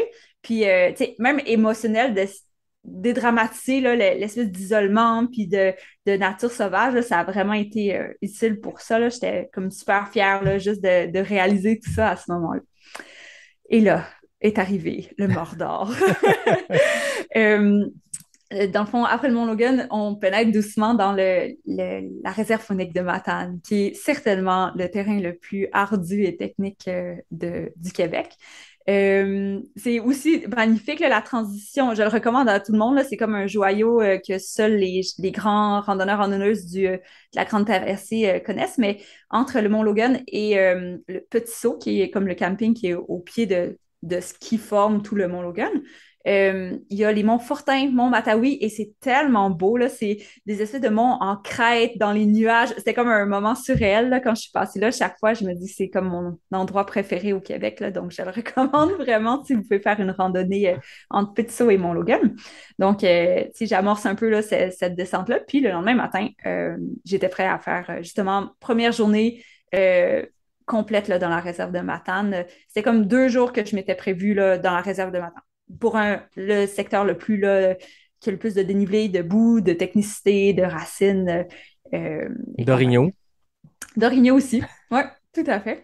Puis j'ai eu comme un petit pépin quand je suis arrivée, justement, j'ai sorti du parc, je suis arrivée à l'abri Petit Saut et mon sac de ravitaillement était disparu. Oh. Ce qui est quand même un problème parce que c'est hyper isolé, là. J'allais pas croiser rien là, pour me ravitailler. Heureusement, c'est aussi un endroit où les gens, des fois, font des randonnées de une journée. Il y a comme un parking pas loin, donc il y avait des gens dans mon abri, on en a parlé un peu, puis il était comme, ah, ben tiens, prends des arachides. Puis là, j'ai comme fait la liste de tout ce que, des 4 bartantes qui me restaient, les arachides, puis j'avais assez pour me rendre au moins le lendemain, j'avais un autre ravito, là, OK. donc sur le coup, j'étais comme, ben là, est-ce que je peux continuer Ouais, sans c'est ça. manger, là? C'est un As-tu un énorme moment de effort, là. C'est un petit moment de panique quand même parce que ça reste que c'est la grosse base de la vie, c'est de consommer de la nourriture. Puis là, tu as planifié méticuleusement les endroits où ça va être. Mhm. Puis là, tu arrives, puis là, le plan, il vient, tu sais, je veux dire, le playbook, tu viens de le pitcher par la fenêtre. Il Ouais, faut changer pour le une plan raison complètement. inattendue, là, Ouais, c'est aussi. C'est ça. pas Pas genre, une ah, je me erreur suis de ta part, là. blessée. C'est Exact. ça. Puis je sais pas exactement qu'est-ce qui s'est passé, là, parce que peut-être qu'il y a eu comme du ménage dans la boîte de ravitaillement, puis ils se sont dit, ah, tu sais, le sac est là depuis longtemps, je sais pas. Mais tu sais, sur le coup, là, j'étais comme un peu, ah, mon Dieu, qu'est-ce que je vais faire? Puis finalement, j'ai comme rationalisé, puis il y avait des gens autour, là. Donc, Ouais. tu sais, dans la catégorie self-supported, je pourrais pas planifier que des gens viennent m'apporter de la nourriture, mais on a le droit de, et je cite avec des guillemets sur le site, beg for food. Ouais. Donc, tu as comme le droit d'accéder à la générosité des autres randonneurs, randonneuses. Donc, c'est ce que j'ai dû faire. Ben, les gens me l'ont proposé, là. Puis le lendemain, j'ai recroisé des gens, puis ils m'ont redonné comme des martons neufs, donc c'était full fin, là. Il était à la fin de leur randonnée, donc ça m'a gardé un peu en survie. J'ai mangé des bleuets, puis genre des quatre temps, là, qui est une baie pas délicieuse, mais genre ça faisait la job, là. Il n'y a pas plus trail et rando que ça. Ouais, Le fait que tu peux beg for help. ouais, c'est ça, Dans les exact. règles, c'est là. Puis effectivement, la semaine passée, je parlais avec Joanie Desroches qui tentait et qui a réussi le FKT Oui, sur le sentier j'ai des vu Caps de ça. Charlevoix. Puis la veille, elle m'écrit, elle dit, Hey, j'ai une question pour toi. Je comprends pas trop la différence entre unsupported, self-supported puis supported. Finalement, elle l'a fait complètement supported. Mais la nuance, c'est quand même mince. Puis c'est ça, le self-supported. La seule chose que tu peux te ravitailler, c'est de l'eau autant qu'il y en a. Puis tu peux t'acheter de la nourriture dans Exact. un dépanneur, mais tu peux pas croiser par hasard ton chum qui vient de porter Une un sac de poutine, mettons. ravito. C'est ça que j'expliquais à Joanie. Tu sais, dans le self-supported, tu peux beg for food, mais si tu beg for food pour ton chum qui est là par hasard, Ouais. mais pas par hasard, ça compte pas. Puis, tu sais, il faut aussi se rappeler que tu sais, la catégorie self-supported, c'est beaucoup dans l'esprit du true hiking, donc les gens qui font des longues traversées. Puis, ça fait vraiment partie pour les gens qui n'ont jamais là, de fait de grandes traversées ou de longues randonnées. Ça fait partie de l'esprit du sentier, là, de s'échanger des choses, s'aider. Tu finis par rencontrer des gens tout le temps. Là. C'est pas vrai que tu es isolé tout le temps. Là, donc, c'est pas quelque chose d'un sacrilège là, Mais non. d'avoir des échanges ou de l'aide opportune. Là. Cette soirée-là, quand je suis arrivée, c'était vraiment la plus grosse journée là, ben, au niveau là, effort puis mental aussi parce que entre Petit Saut et Lac Matane, c'était 42 km dans le fond, avec comme 3600 de D+. Puis dans un sentier là, très, très boueux, des gros hops très, très à pic, et très, très abrupt pour redescendre. Là. C'est comme si le sentier, là, il avait juste traversé les montagnes en se disant, je vais du point A au point B, je vais pas faire de lacets, je vais pas contourner. Quand il y a des swamps, on passe dedans. Quand il y a des racines, tu passes dedans aussi. Donc, c'est très difficile. Puis le soir, quand je suis arrivée, il y avait un jeune couple là, super gentil à l'abri, puis ils m'ont donné des ramen, puis c'était comme les meilleurs ramen. Des ramen puis une banane parce qu'il y avait trop de nourriture là, pour leur randonnée. C'était comme le meilleur soir de ma vie. Là. Ça fait un méga highlight. Tu sais, t'as tellement peu de confort qu'avoir juste un petit peu de quelque chose de chaud, là, c'était comme la meilleure soirée de ma C'était vie. comme une banane qui est pas déshydratée Ah! et check. Et moi, je pourrais plus jamais manger de banane déshydratée. C'est fini, là. T'as donné, hein? Ma relation avec la nourriture sèche a vraiment droppé, là. Je sais pas si je vais m'en remettre un jour. Parce que je me rappelle qu'à l'épisode précédent, le 48, quand je t'avais reçu, tu avais jasé de ça que tu les mangeais secs, que tu déshydratais, mais tu n'avais pas encore ce dégoût-là dans le visage quand t'en parlais. Là, t'as Non. donné Ah, après c'est fini. trois aventures. Ça reste que tu as mangé du Ouais, déshydraté aussi quand ouais. ta première tentative cet été, Ouais. deuxième fois. J'avais un autre menu, mais là, non, ça n'a pas suffi. Puis, c'est même les barres tendres, là, en ce moment, je peux pas penser à une barre tendre, là. Genre, j'en Ouais. parle, puis ça passe pas encore, là. Ben, peut-être ça va revenir, là. Peut-être que je vais me trouver d'autres snacks de course. Mais tu sais, quand tu carbures là-dessus pendant Ouais, des c'est jours et ça. des jours, tu sais, Ouais. pensez à votre récente course, ceux qui écoutent, que vous avez pris les mêmes gels ou les mêmes barres toute la course. Est-ce qu'en finissant ta course, ton premier désir, c'était de remanger cette barre-là? Pas nécessairement. Pas vraiment, ouais. Un petit shooter de Gatorade non plus, là, ça Non, c'est passera ça, pas. hein? On a Ouais, plus d'autres goûts un peu plus luxueux parfois. ouais, tout à fait. Donc, Fait que Réserve phonique de Matane, finalement rendu au point je finis suivant. par Le lendemain, finir. t'avais ton ravitaillement que tu t'étais Oui, laissé, là? c'était un ravitaillement que je m'étais comme caché aussi, là. C'est pas un endroit conventionnel de ravitaillement. Puis, tu sais, genre, je vais juste retourner, vu que j'habite en Gaspésie, je vais reprendre la boîte là, par la suite pour pas faire de déchets. Puis lui, il était intact. Puis je pense que j'ai passé comme 5 minutes à juste comme me remettre un peu d'énergie dans le corps là, avant de repartir. Puis la seconde portion du lac Matane à la sortie, puis moi, je me suis rendue jusqu'à Saint-Vianney, qui est un mini village là, dans les terres, là, vraiment loin, à la sortie de la réserve. C'est difficile quand même, mais c'est quand même un 60 kilos que j'ai fait parce que c'est comme mettons, les 20 premiers kilos, tu as beaucoup de montées abruptes, mais tu commences à avoir des petits plateaux sur les montagnes. OK. Donc, ça se fait quand même mieux, là. C'est technique, mais rien comparé à l'espèce de dédale de fougère. Aussi, c'est la première fois que je le faisais en août et c'est fou la différence de végétation, là. Je comprends vraiment. Ben, j'avais déjà entendu parler des fougères géantes et tout, puis je me disais, ben, il me semble que quand je suis passée, il y avait des fougères, mais sans plus, mais là, sont comme plus grandes que moi, là, puis ça envahit le sentier, donc tu dois comme tasser pour essayer de voir au sol Ben, c'est ça. où est le sentier, là. Donc, c'est un beau défi, là, dans la réserve, mais j'ai fini par sortir de cette interminable réserve. J'ai vu full d'orignaux, ça, c'était vraiment le fun. Puis ouais, puis là, j'étais comme dans la portion, quand je suis arrivée à Saint-Vianney, Mégalux, il y avait genre une salle de bain et du Wi-Fi. Donc là, j'ai Wow. pu genre laver mes pieds, là, parce que mes ampoules, ben, j'ai pas eu trop d'ampoules, j'ai comme mis 2 paires de bas, puis ça a vraiment aidé, là, je le recommande fortement pour les gens qui sont sensibles aux ampoules, dont des bas à orteils, là. Ouais. Genre, c'est fou, moi, j'ai souvent des ampoules entre les orteils, puis zéro.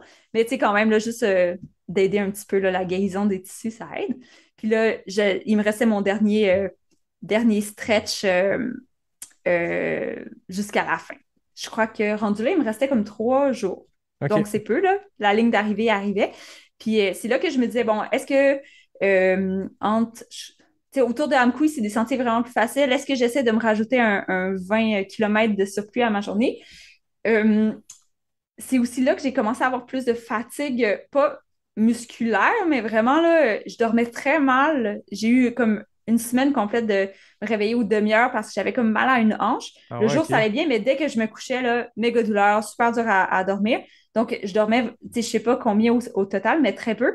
Puis, on dirait que ça m'a vraiment marqué, là, cette journée-là. Euh, Quand je suis entrée dans la réserve, là, le matin, mon visage a commencé à enfler, ce qui est un symptôme que j'avais jamais Ah eu. ouais. Ouais, devenir genre super bouffi, là. Puis, tu sais, cette journée-là, ce matin-là, c'était pire, là. Tu sais, si je souriais, là, je voyais rien à cause Ben voyons donc. de l'enflure autour de mes yeux. J'ai googlé un peu, puis c'est comme pas clair. C'est une genre de... On dirait qu'il y a des randonneurs qui ont ça des fois, une genre de réaction pseudo-allergique à l'effort, là, puis au manque de sommeil. Donc, je me suis mis à prendre des Advil avant de dormir pour diminuer ma douleur, puis j'ai mieux dormi, puis ça, c'est parti après, là. Bon, Si jamais ça vous arrive, vous le saurez. on apprend à se débrouiller. Ouais, c'est ça.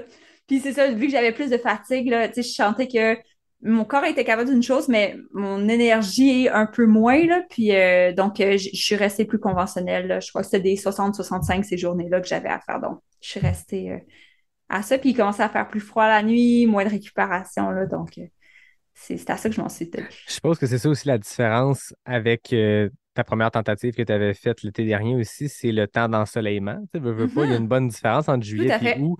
On sort la lampe frontale plus tôt. Oui. On l'allume le matin. As-tu commencé même des journées avec la frontale? Oui, ouais, il y a quelques matins, les journées où j'avais des gros défis, là, je me levais comme à 4h30 du Ah matin, puis je ouais, commençais vraiment tôt, juste pour minimiser le plus possible d'arriver dans le noir. Mais ouais. j'ai presque, tu sais, plus les journées avançaient, plus je finissais dans le noir aussi, là.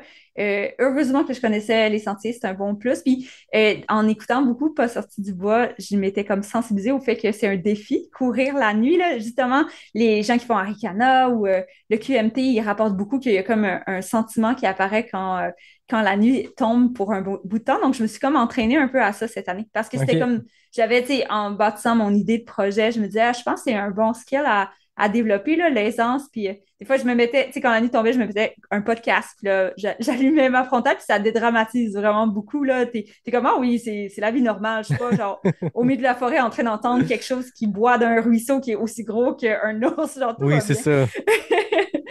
Mm. J'avoue qu'il y a une part d'inconnu. Puis quand tu es dans le bois profond, si tu te mets trop à penser que tu es dans le bois profond, on dirait que c'est la pire affaire parce que, Mhm. encore là, c'est comme une spirale, c'est une autre sorte de spirale comme on parlait tantôt, mais Ça reste que c'est ça. Si tu es juste tout seul, puis on s'entend, là, un écureuil dans la fougère, la nuit, on dirait qu'il fait plus de Ouais, bruit, puis c'est plus écho. Je sais pas, puis ouais. tu as l'impression que c'est un ours au grand complet qui est en train de brasser la fougère. Fait que si tu penses juste trop à ça, puis tu focuses trop là-dessus, il faut comme réussir à s'abandonner, je pense, en courant dans la nuit, d'assumer que c'est ça. On dirait que les paramètres changent, puis la normalité change. Ce qui est Ouais. normal la nuit n'est pas normal le jour. Tu sais, Mhm. tous tes sens vivent différemment. Moi, je trouve tout le temps que la forêt sent plus la nuit. C'est Mhm. niaiseux parce qu'elle sent pas plus.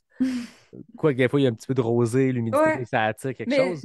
tes sens sont dirigés différemment Exact. parce que ta vue est différente. Puis, tu sais, si ça se trouve, c'est sûrement un genre de réflexe primitif de survie, là, d'être super aware la nuit. Mais, tu sais, je pense aussi que dans les faits, il n'y a rien de vraiment dangereux.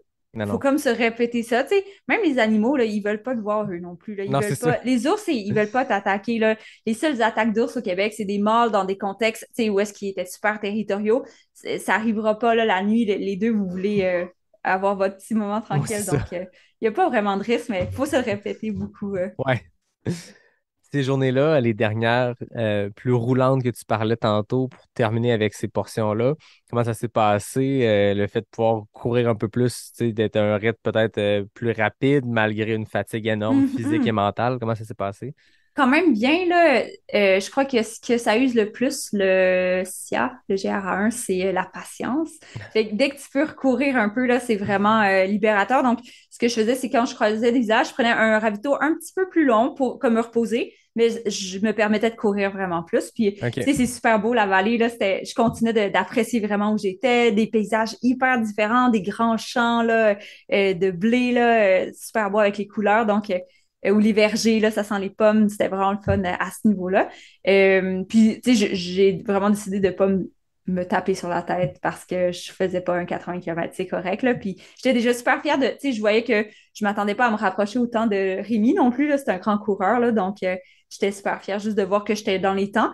Puis, tu sais, le matin, mon dernier matin, là, j'étais vraiment en mode, on finit ça, là, Ah ça ouais. suffit. Puis, il faisait froid, là. Je pense que j'ai passé 1 heure à la frontale. Tu sais, il a fait une bonne heure là, de noirceur avec genre mes mains en dessous de mes bras avec mes bâtons parce qu'il faisait trop froid. Puis, euh, tu sais, j'ai essayé de pousser un peu plus. Pour finir ça rapidement, à la fin, j'ai comme eu un petit claquage dans un muscle de mon genou. Là. Je crois que mon corps a dû faire Ah, tu sais, on sait que c'est la fin, on t'envoie Ouais. un peu plus de signal de douleur. Donc, c'était comme le petit bémol, mais c'est vraiment là, vers la fin que j'ai senti ça. Donc, j'aurais voulu finir comme au sprint en guerrière, mais c'est pas grave. Là. Pour 5 kilomètres de douleur, là, c'était vraiment pas très grave. Là. J'étais surtout tellement fière comme de m'être rendue là. C'était en genre mi-après-midi là, que j'ai terminé, donc il me restait encore un peu de jour. Super soleil, belle température. Là. J'étais vraiment. Je me sentais chanceuse là, d'avoir pu faire ça. Puis quand t'as vu cette arche-là au loin, c'était quoi ton sentiment à ce moment-là? J'étais vraiment contente, surtout que, tu sais, vu que j'étais un peu dans ma tête de oh, j'ai mal, j'avais l'impression qu'il me restait comme 1 kilomètre ou deux de plus. Fait que quand je l'ai vu, c'était comme, mon Dieu, c'est déjà fini. Puis il y avait mon copain qui m'attendait avec, ben, il était venu comme, la vraie fin se termine au pont, tu sais, à la limite entre le Nouveau-Brunswick puis Matapédia, mais il était venu me dire bonjour, ben, voyons, c'est quoi, m'accueillir à mon arrivée. J'étais super contente, là, ça m'a rendue émotive, là, mais de bonheur. Là. On s'est pris dans nos bras, puis là, il me reste un petit 2 kilomètres à faire en Moi, c'est ça. boitant. Fait que là, il m'a rejoint là, à la vraie fin là, pour ma fin, là, mais j'étais super bien, là, super contente de voir des gens, manger un petit peu. Ouais, c'était une belle journée, cette fin-là. Fait qu'au final, tu as fait ça en 10 jours, 9 heures et Ouais, 33 minutes. Tu as ouais. retranché quasiment 3 jours complets. Mhm. Ça n'a aucun Mm. sens. C'est énorme. Je veux dire, ce que tu avais accompli l'année passée, c'était énorme. Puis de retrancher autant de jours sur quelque chose qui en prend vraiment pas beaucoup. Tu sais, de passer de 13 à 10. Puis tu le disais tantôt, tu es à moins de 24 heures de Rémi, qui est Mhm. un athlète de haut niveau, puis toi aussi, vraisemblablement, là, pas de doute là-dessus. Mais tu sais, Rémi, il me fait un temps qui est extrêmement il a mis la barre haute, je pense, du Oui, côté vraiment. des hommes. Je pense que tout le monde s'est dit ça quand Rémi s'est rapproché aussi proche de Mathieu dans un contexte Sans self-supported. Tout le monde se disait, aide. waouh, OK, Rémi a mis une barre très haute pour ce type d'effort-là, dans ce type de format de FKT-là. Ce que tu viens de faire, c'est comme de relever la barre de 3 coches. Là, on parle du côté, l'aspect un peu compétitif derrière ça, mais au final, juste d'avoir parcouru 650 km, 30 000 mètres de D+, en autonomie complète, en 10 jours, c'est complètement fou. Je suis très fière. Tu le réalises-tu? J'ai travaillé le surlendemain que je suis sortie du bois. Tu sais, c'est ça la vie quand on travaille. Donc, j'ai comme pas eu beaucoup de temps pour l'intégrer. Mais tu sais, des fois, quand justement j'ai publié juste, ah, ben le record a été officialisé, ben ça, c'est des moments où écrire un peu, ça me permet de réaliser. Puis, mais oui, je suis vraiment fière, là. Tu sais, je suis fière parce que j'ai eu du fun. Puis, tu sais, je me suis j'ai pris du sérieux qui était nécessaire pour me pousser sainement, mais en gardant l'espèce d'esprit de comme j'adore courir, j'adore être dans la nature, j'adore camper. Chaque soir, j'étais comme, yeah, j'ai encore campé. C'est ça. Donc, tu sais, je pense que c'est comme ma fierté là, globale, puis en ayant une assez bonne préparation pour que je sois pas toute démolie. Là. Ce qui a été un peu plus difficile, c'est vraiment plus au niveau genre énergie les 2, 3 semaines qui ont suivi. Puis nutrition, là, vraiment difficile de m'alimenter. Ça a commencé comme 2, 3 jours, justement, quand j'ai recommencé à travailler, là, il n'y a rien qui passait, là. C'est comme si mon corps, tu sais, il me donnait des douleurs, des nausées, beaucoup, là. Il Fait se que c'est ça qui a vengeait pour ce été... que tu avais fait endurer, c'est ça? Peut-être. Il y a la mémoire longue parce que ça a duré 3 semaines. Oh ouais, OK, trois Oui, semaines. ouais. Puis, tu sais, Aïe, ça aïe. fait une semaine que je peux manger un peu plus normalement des vraies portions. Tu sais, je mangeais comme un peu, puis là, je filais mal. Puis, donc, c'est comme après que ça a été plus dur physiquement. J'ai fait plein de recherches. J'étais comme, qu'est-ce qui se passe? Ouais, J'ai c'est jamais ça. entendu parler de ça. Alex, quand elle était venue à Pas sortie du bois récemment, elle avait parlé un peu là, que chez les femmes en ultra longue distance, des fois, la thyroïde pouvait jouer un peu. Puis j'ai fait un peu de recherche. Il n'y a pas d'énormes évidences scientifiques, mais il paraîtrait que chez certaines femmes, ça peut affecter donc beaucoup de symptômes, justement, fatigue, froid. J'avais froid tout le temps, alimentation qui peuvent changer. Donc, en tout cas, je vais essayer de investiguer plus là, parce que c'est intéressant. Des fois, on oublie que la santé de la femme peut être un peu différente. Là. Puis juste la santé des athlètes d'ultra-endurance, c'est particulier. Pas beaucoup de Mais là, je suis recherches sur remise. les gens, comment ils vivent après 650 km. Ce serait dur de Ouais. faire une étude Ah, avec une étude 1000 d'écosse, cobayes. seulement. Ouais, c'est ça. On prend 1000 Mais on en a personnes. 2. Faites tout le SIA, puis dites-nous après comment vous C'est filez, ça. là. On en a 3, 4, là. On peut déjà faire une Ben, c'est étude ça, il y en a de plus en d'écosse. plus, mais ça va être dur de faire une étude de Ouais, cas tout à fait, là-dessus. tout à Mais fait. c'est sûr que c'est pas banal ce que tu fais vivre à ton corps sur Ouais. un effort qui est aussi long, soutenu. Tu sais, j'ai l'impression, peut-être que tu peux me le dire, mais même ton mode de vie, je veux dire, la façon que tu as, ton rapport à la solitude, ton rapport à le fait d'être en nature comme ça, plongé dans la noirceur, dans les montagnes. Oui, tu croises un peu des gens, mais ça doit être particulier quand tu retombes dans la société normale, puis que tu retournes dans ton train-train quotidien, Mhm. puis tu sais, j'ai l'impression que tu vis comme quelque chose qui doit être décalé. Peut-être c'est juste moi Ah, qui tout à fait. s'imagine. Non, non, mais t'as raison. Tu sais, puis les randonneurs, ils en parlent aussi, là. Tu sais, après, les autos, ça t'agresse, le bruit. Mais c'est vrai, tu sais, comme les odeurs, des fois, des gens, tu sais, on se rend pas compte, mais les gens ont du parfum dans la vie de tous les jours, puis tu les ressens, là, quand tu reviens, genre, à l'épicerie ou... ouais, fait que t'es comme plus sensible à certaines choses. Monter dans une auto, c'est un peu weird, là, parce que tu vas très, très vite, soudainement. Donc, ouais, de se réadapter un peu à ça. Là, j'ai la chance en ce moment d'être en Gaspésie, donc le clash est moins fort que si j'étais retournée tourner, courir sur le pont Jean-Cartier, mettons, quelques jours plus tard. Mais ouais, quand même, ouais, Ah, ça nous ressensibilise un peu à la vie en société. c'est clair. Fait que là, est-ce que le GR1, c'est réglé, c'est Oh que oui! carré, il y a deux Je ne crochets retournerai verts? plus. Non, non, non. Ben, des fois, on dit ça, puis on y retourne quand même, mais là, ça va. Là. Je pense que si je leur faisais, si j'arrivais à sauver quelque chose, ce serait comme quelques heures à peine. Là, je crois pas. Ben, rien n'est impossible, mais j'ai pas cette envie-là en ce moment. C'est un comme très beau sentier, très intéressant, mais extrêmement challengeant au niveau là, la surface là, jusqu'à la toute fin là, il m'a fait bien travailler. Tu sais, c'était vraiment une journée, je me disais bon, ça c'est facile, pas beaucoup de dénivelé, je vais juste clencher puis j'ai passé je crois 1 heure dans un 3 kilomètres qui était pas balisé. Il était juste mal balisé, il y avait de la forêt partout. J'étais comme les deux pieds dans la boîte à essayer de trouver avec genre mon GPS là, donc ça va, je crois que j'ai donné là. Merci. Par contre, ça m'a fait voir un ours, ça c'était très cool. Mais sinon, là, ça va, je crois que c'est un peu terminé, ou peut-être par section, parce que c'est le Ouais. fun de le faire en rando ou en entraînement. Ça reste vraiment Nicole, très... le mont Nicole Albert avec des jambes fraîches, t'as jamais vécu ça, tu sais? Non, j'ai jamais vécu ça. Non, en effet. Mais même les jambes fraîches, c'est de l'escalade, là, Ben Nicolas oui, c'est Albert, ça. là. Fait que, ouais, lui, moins un petit peu, là, mais... mais sinon, c'est ça. Je crois pas que j'ai ce besoin-là de regagner quoi que ce soit. Je crois que j'ai vraiment fait ce que j'avais envie. Puis tant mieux, là, s'il y a une autre femme, là, qui est craquée puis qui veut faire ça en self-supported.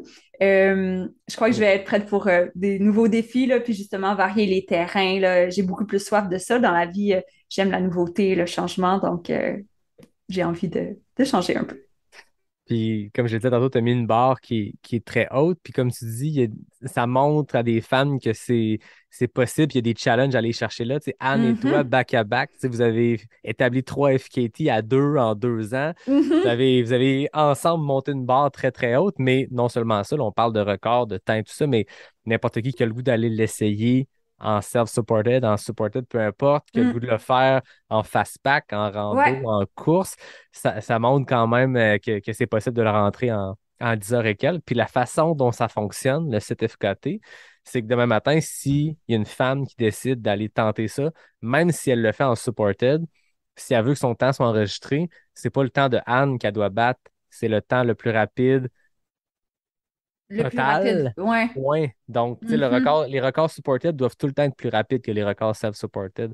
Alors que comme dans le cas de Rémi, il a pu mettre son nom dans le livre des FKT, même s'il était moins rapide que Mathieu, parce il était dans un format qui est présumé plus difficile, donc ça vaut la peine d'inscrire un temps comme ça. Par contre, Supported, qui est considéré, je mets des gigantesques guillemets, plus simple, plus facile, ben, les temps doivent battre le temps overall général. Donc, 10 jours, 9h33 minutes et le temps à battre. Bonne chance! Bonne chance. Si vous avez besoin de conseils, écoutez, j'ai quelques épides sur le sujet, mais je Oui, pense c'est que ça. juste à toi, Charlotte, on va avoir 4 heures de contenu à offrir aux gens. Puis Sur le ciel. si tu avais un conseil à donner à quelqu'un qui veut se lancer en self-supported sur de la longue randonnée, du long fast-pack comme ce que tu as fait, de la longue course multijour, un seul conseil, ce serait quoi? Pratiquer puis tester. C'est vraiment, faut se connaître, là, c'est vraiment ça la clé, là. Rémi avait tu sais, mentionné de vraiment tenir à son but. C'est très pertinent aussi, là, savoir c'est quoi son why, sa motivation. Mais moi, je trouve le plus significatif conseil que je peux donner, c'est pratique-toi, teste c'est quoi tes limites, teste le terrain, teste ton matériel, teste c'est quoi du multijour, puis regarde si ça te tente encore d'aller après ça. Mais faut vraiment comme apprendre à scientifiquement mieux comprendre quel genre d'athlète, puis où sont tes défis, puis tes bonheurs là, pour essayer de te faire un trip qui soit le fun en plus d'être challengeant. Ah ouais. Rémi parlait du why, du but. Je pense qu'on l'a entendu à quelques reprises quand tu parles de comment tu as vécu ce sentier-là puis ton expérience-là, mais toi, c'est quelque chose que tu as établi, que tu as quelque part dans le fond de ta tête puis que tu as eu besoin de te rappeler pendant ces 10 jours-là? C'est une bonne question. J'essaie de réfléchir parce que des fois, quand tu en sors, t'es comme, ah oui, tout allait bien, il n'y a Oui, c'est- pas de problème. Ben, je crois quand même que j'ai réussi à me sentir bien un peu tout le long. Euh, ce que je faisais parfois, je me donnais des buts comme journalier. Je trouvais ça plus facile que avoir un grand but. J'avais pas, exemple, de collecte de fonds pour une cause qui me tient à cœur ou, j'avais envie de battre le record, mais moi, c'est pas ma seule motivation. Des fois, il y a des moments que je disais, OK, vas-y, pousse, ça va valoir la peine juste pour me remettre en perspective, mais c'est plus rare ces moments-là. Fait que souvent, journalièrement, je me disais, tu sais, aujourd'hui, là, je veux travailler ma patience, puis je sais pas, ma reconnaissance. Fait que là, quand mes pensées dérivaient un peu, ben, je ramenais à ça, puis j'étais comme, OK, tu sais, qu'est-ce que je vais aller chercher là-dedans? Ou parfois, je méditais un peu sur des choses dans la vie, des réflexions que tu veux pousser plus loin. Je crois que c'est un peu le côté rando, là, mon expérience en rando qui m'a apporté ça, là, le fait que, ben, tant qu'à être tout seul avec moi pendant 12 heures, ben, autant m'en servir, puis réfléchir, puis penser à des choses. Donc, c'était comme plus mettons, des why quotidiens que je me mettais. Puis Mhm. c'est sûr, overall, j'avais plus de doute là, sur le fait que je voulais vraiment le retraverser une autre fois. C'était comme clair, là, mon premier bâton m'avait ravivé là, un peu ma flamme de faire ce projet-là. Fait quoi, c'est ça. Je crois que les why peuvent changer d'un jour à l'autre dans mon cas. Puis il y a une genre de drive, là, peut-être que j'arrive plus difficilement à décrire, résumer en un concept, mais interne, là, qui est de comme pousser, explorer, me sentir autonome, libre, là, c'est un peu ça mon why dans mes aventures. Il y a des longues heures sur ces sentiers-là. Je veux dire, tu dis que tu as écouté un peu de podcast, tu t'es amené à des réflexions sur la vie, tu disais. Y a-tu des moments où tu joues à des jeux avec toi-même dans ta tête? Puis si tu en partages, peut-être que moi aussi j'accepterai d'en partager. On a Ah, c'est tous bon ça! peut-être nos trucs, mais moi, j'ai des fois, quand c'est long, puis c'est plate, puis que le fait d'avancer, c'est plus une motivation, j'ai développé des petits jeux. Je me demandais si toi, dans ton cas, Si j'en ai développé. avec le Ah temps, oui, sur ces longues journées-là. oui, assurément. Ben, quand je suis, mettons, en cyclotourisme, là, je peux chanter parce que c'est moins pire, mais là, en course, là, ça, ça va un peu moins. Euh, Là, quand j'ai des gros cravings de faim, là, j'imagine, genre, je me fais des menus. Puis là, il y a vraiment quelque chose d'alimentaire, là, de moins en moins parce que j'ai eu une semaine, 2, 3 semaines de rough après ça, mais ouais, je réfléchis full à la bouffe, là, puis tu sais, je vois comme, il y a des champignons, fait que là, je suis comme, ah ouais, j'aime faire un risotto, je sais pas quoi. OK, tu Euh, t'imagines un menu avec des ouais, éléments qui te popent en tête. ouais, quand même. Sinon, dans les jeux, des fois, je révise, genre, les capitales des pays que je connais, un bon Très classique. fort. Ouais. Puis des fois, j'ai comme des réflexions, mettons, anatomiques, là, genre, ah, qu'est-ce qui se passe dans mes sensations? Tu sais, j'ai un côté quand même analytique, scientifique. Sinon, ben, j'ai réfléchi encore. Il n'y a pas plus de jeux concrets là, qui me viennent, mais je serais ravie d'entendre tes suggestions de jeux de passe-temps en trail. Moi, j'aime le jeu des capitales parce que moi, ça revient toujours à de la géographie. Depuis que je suis Mhm. jeune, je suis passionné de géographie. J'ai fait des cours à option, je choisissais toujours de la géographie, j'aime ça, mais ça tombe vite en géopolitique Ah, quand tu ah. étudies. Puis j'adore, moi, la politique, mais ça m'intéresse moins de pousser les études dans la géopolitique. C'est juste de la géo inutile que j'aime, donc des capitales et tout. Moi, le Mhm. jeu que je fais souvent, c'est de descendre l'alphabet, puis je décide qu'est-ce que je dois dire. Donc, si on commence avec des villes, ben, je peux Ah, pas c'est dire. bon, le jeu des listes. Exact, mais je peux pas dire Afrique du Sud. Là, ce serait trop facile d'y aller large. Fait que si on joue que les pays, on joue que les pays. Si on joue que des villes, on joue que des villes. Puis des fois, c'est autre chose. Des fois, c'est des chansons. Une chanson qui commence par la lettre A, B, C. Ah, c'est Fait que je full descends bon. l'alphabet, puis ça m'occupe. Puis des fois, tu sticks longtemps sur des lettres. Puis Ouais. quand tu sticks pendant 8 minutes sur je sais pas, une ville avec la lettre K, t'es pas en train de penser que t'as mal aux jambes. Ouais, c'est vrai. C'est bon de se Fait que distraire un peu. ouais, le jeu de l'alphabet. Puis je me rappelle qu'à la CCC, je me suis questionné. J'ai visité combien de pays dans ma vie. Puis c'est pas une liste qui est très longue, mais j'ai parti ça. Puis j'ai compté. Puis ça m'a juste rappelé par le fait même les voyages que j'ai faits. Donc les bons souvenirs, on est dans le positif, dans le fun. Mhm. Fait que, ouais. Mais le jeu de l'alphabet, je le fais vraiment souvent, même dans des fois dans des longues sorties. Oui. Ouais. Ah, c'est un bon truc, Ouais, je vais réutiliser ça. Ou voilà. des fois, tu Bon, sais, mettons, nommer ce que tu vois avec les lettres de l'alphabet, ça aussi, c'est bon. Fait que c'est t'as une bon petite ça. connexion avec dehors aussi. C'est comme les jeux de voiture, Ouais, quand tu fais de la route puis tu joues avec les jeux avec les des plaques de pancartes. voiture, les pancartes et tout. Faut s'occuper comme on peut, hein, tu sais. Ah, Ouais, c'est bon. Je me suis dit, je vais poser la question, là, passer 10 jours dans le ah. bois tout seul, il doit y avoir des réflexions ou des jeux qui se pointent le bout du nez. J'ai même écouté un balado que c'était genre un show de musique. Tu sais, comme un OK. premier show post-pandémie, je pense que c'était Lève Volleyback. Puis tu sais, c'est de la musique full smooth, là, mais ça m'a mis tellement zen de me mettre comme dans un contexte où est-ce que, hey, il y a des gens qui ont écouté de la musique. Tu sais, ça existe des concerts, là, je Oui, suis c'est dans le ça. bois, mais ça existe des concerts. Fait que ça aussi, ça me fait du bien, là, à ce moment-là. Euh, recharge de batterie. Tu parles que Mhm. t'as envoyé des textos quand tu avais du signal, écouter des balados, écouter de la musique. Peut-être question bien niaiseuse, mais comment ça fonctionne 10 jours comme ça en autonomie pour les recharges de piles? C'est un point très pertinent parce que c'est une considération majeure. C'est vraiment une préoccupation là, dans ma journée. Cette année, j'ai fait l'acquisition d'une montre, genre une Garmin, là, tu sais, pour l'endurance et vraiment, ça a vraiment facilité ma logistique là, parce que ça garde tellement de charge que tu sais, si mon sel a plus de batterie, c'est pas si grave, puis il en consomme beaucoup plus que ma montre. Ouais. Donc, j'ai comme un petit power bank là, qui tient à peu près trois charges de sel. Donc, j'avais ça, puis ma montre, elle charge super vite. Fait que, tu sais, je montais ma montre quand j'étais dans des campings avec l'électricité parce qu'il n'y en avait pas beaucoup quand même dans le parc, il n'y en a pas beaucoup. Les autres, ben, je me chargeais. Des fois, quand j'arrêtais un ravito, quand il y avait encore des villages, je charge mon powerbank puis genre ma montre ou des choses un peu plus essentielles. Puis la nuit, je recharge genre ma frontale, tu sais, ce qui est plus prioritaire, là, mais ça a super bien été, là. Vraiment, la montre, ça a été une belle découverte, là. Je me prenais pas encore assez au sérieux pour avoir une montre, mais ça a changé ma vie d'athlète, là. C'est vraiment utile quand même, là. Merde, tu me joues dans la tête, là, parce que moi, je suis encore à ce point-là où je me suis pas encore. Les gens qui ont des montres se prennent pas au sérieux, mais j'ai pas encore Ouais, fait le move, puis il n'y a pas de raison valable autre qu'en ce moment, je sens pas que j'en ai besoin, mais je le sais ouais. que si à un moment donné, j'en ai une, le besoin va être là, puis il va Ouais. rester. Puis Mhm. j'entends les gens parler de leurs montres, c'est un sujet récurrent, là, que les espadrilles, les montres, quelle course tu fais l'année prochaine, c'est les Ah sujets ah. de groupe de course. Quand c'est les montres, délibérément, je suis comme, Bye j'accélère, je bye! ralentis. Je sais que si on me le vend trop, je vais finir par succomber. Puis en ce Ben, moment, si je peux mettre j'essaie. une nuance, moi, c'est vraiment dans une perspective de faire du multijour que ça Mhm. devenait plus problématique parce que sinon, tu sais, mon sel, il le faisait, il est pas super précis, mais ça le faisait. Ben oui.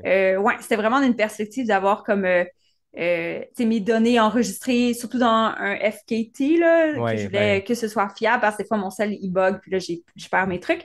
Fait que c'était, si je peux mettre un bémol qui t'encourage dans ta non-consommation, ça va me faire plaisir. Mais après ça, je suis sûre que si tu en as une, tu vas l'utiliser. Là, c'est quand même un petit plus là, pour même ta gestion durant la course. J'aimais bien ça. Ouais. Je vais, je vais me battre avec moi-même pour pas succomber.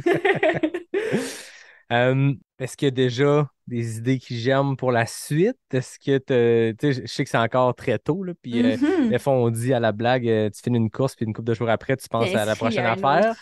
Là, tous les rapports du temps sont plus longs, là. Ton effort il a duré 10 jours, peut-être ça Ouais. prend plus de temps avant de penser à la prochaine affaire. As-tu déjà des idées que tu as en Quand tête? même. Ouais, ben, je crois que j'aime vraiment ça. Ça me confirme que j'adore là, les efforts répétés. Je crois que ma force d'athlète, c'est pas la vitesse pure. En tout cas, je suis pas mauvaise non plus, là, je vais pas me plaindre.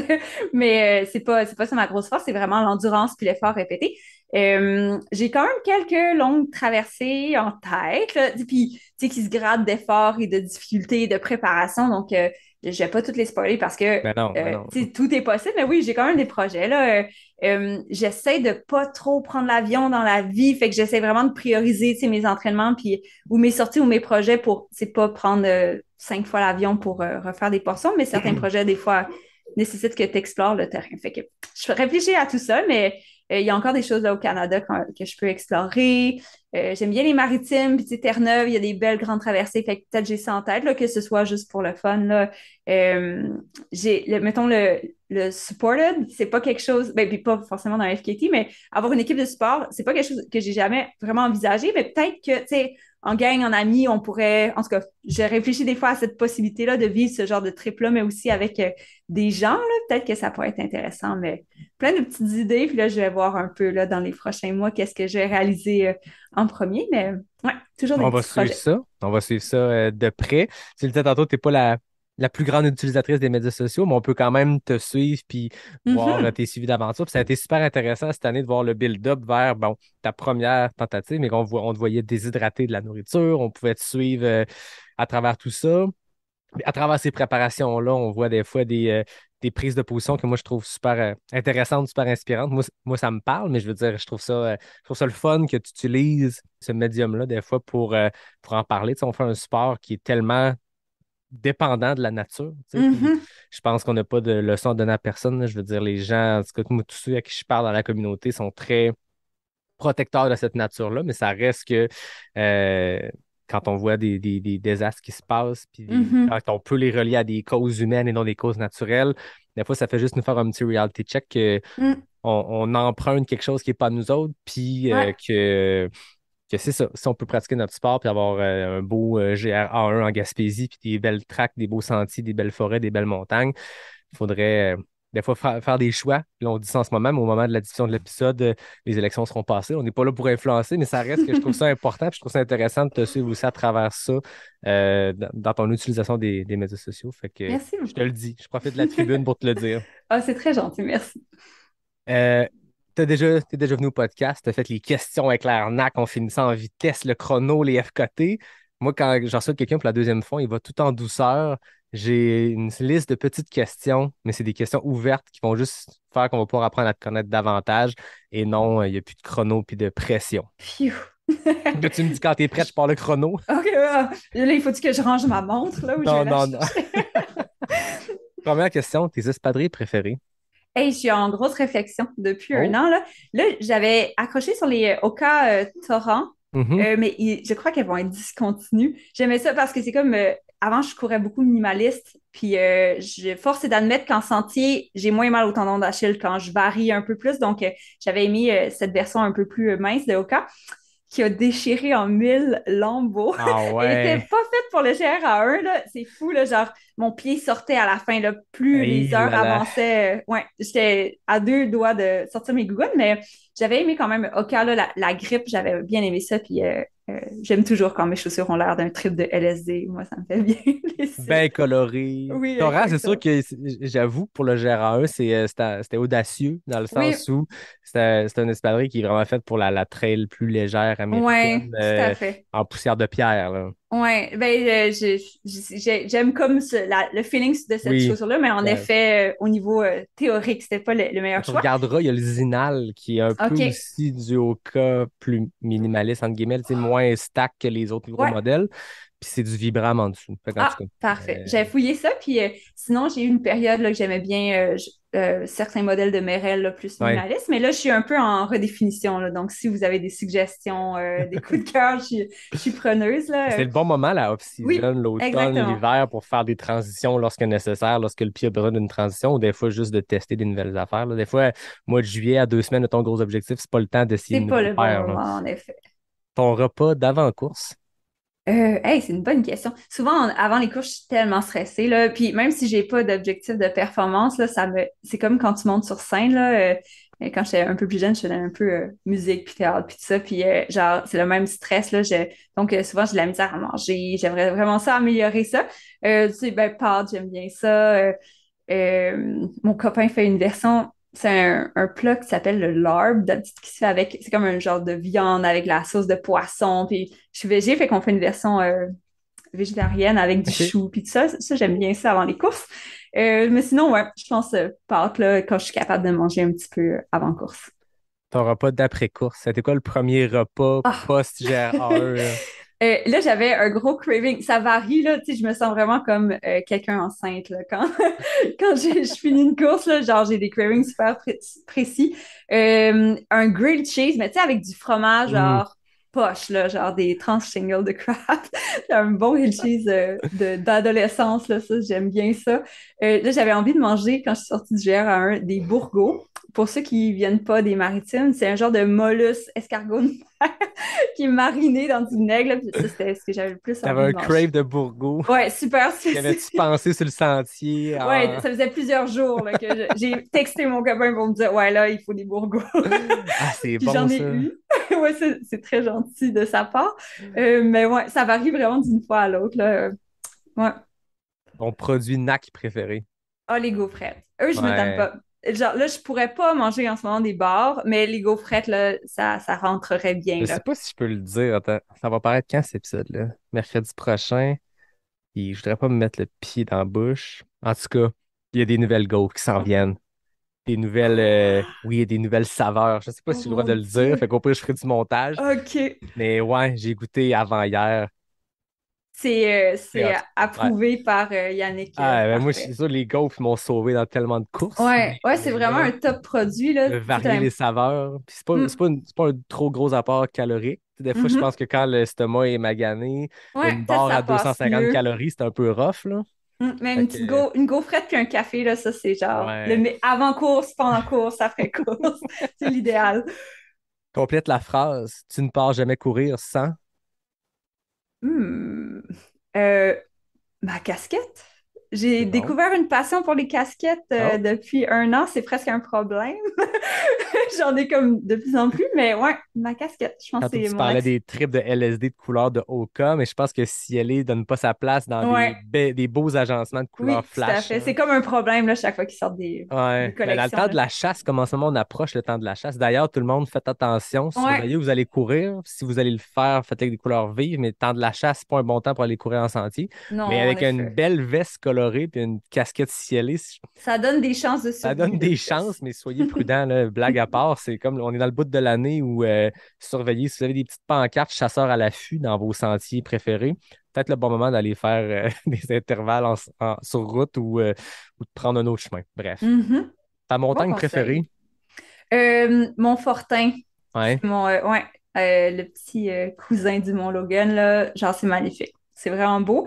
J'ai la chance, j'ai eu comme un petit partenariat avec Dominique Carpin et son équipe là, de tournage parce qu'ils vont faire, dans le fond, une nouvelle série qui s'appelle Les Crinqués, qui va être disponible au Canal Évasion. Puis j'ai eu la chance qu'on fasse, pour respecter là, les règles du FKT, ça a été fait soit en dehors de l'effort ou avec un drone, une petite séance. Là. Ouais. Mais on va pouvoir voir un peu les Montfortins, là, donc ça va être visible. J'ai la Intéressant. chance d'avoir des images de cet endroit-là.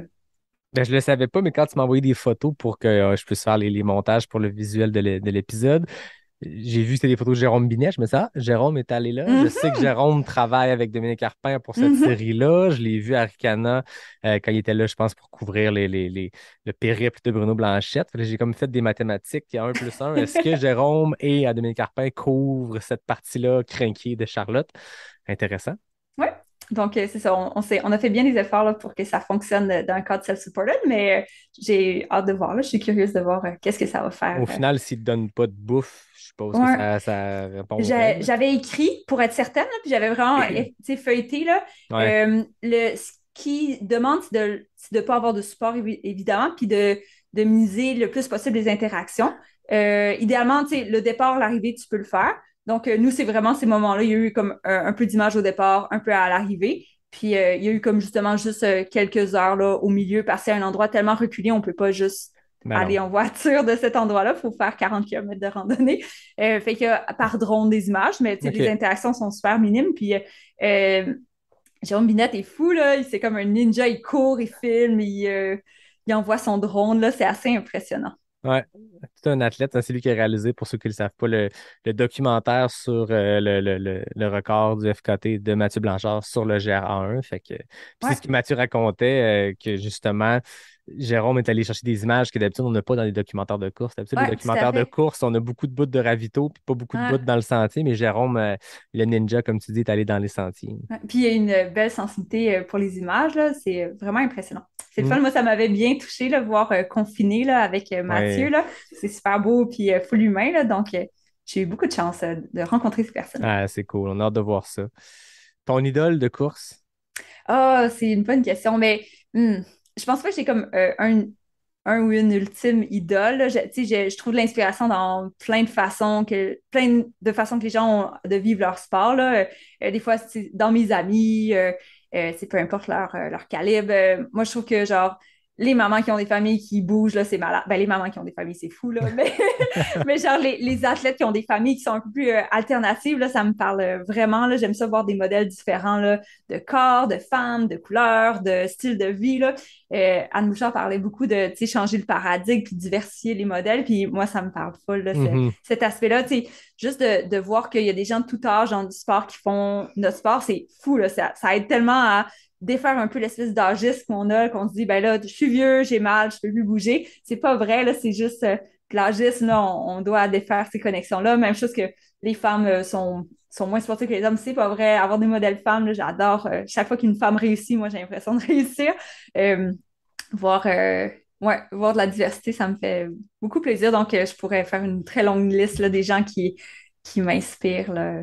Mm. Ben, c'est vrai que c'est un sport, je pense qu'on le voit peut-être un peu plus, cet aspect-là de vieillesse ou en tout cas de gens plus âgés qui performent aussi bien parce que tu sais, de l'endurance, c'est donné à tous les âges versus peut-être, oui, je comprends des sports olympiques, le 100 mètres.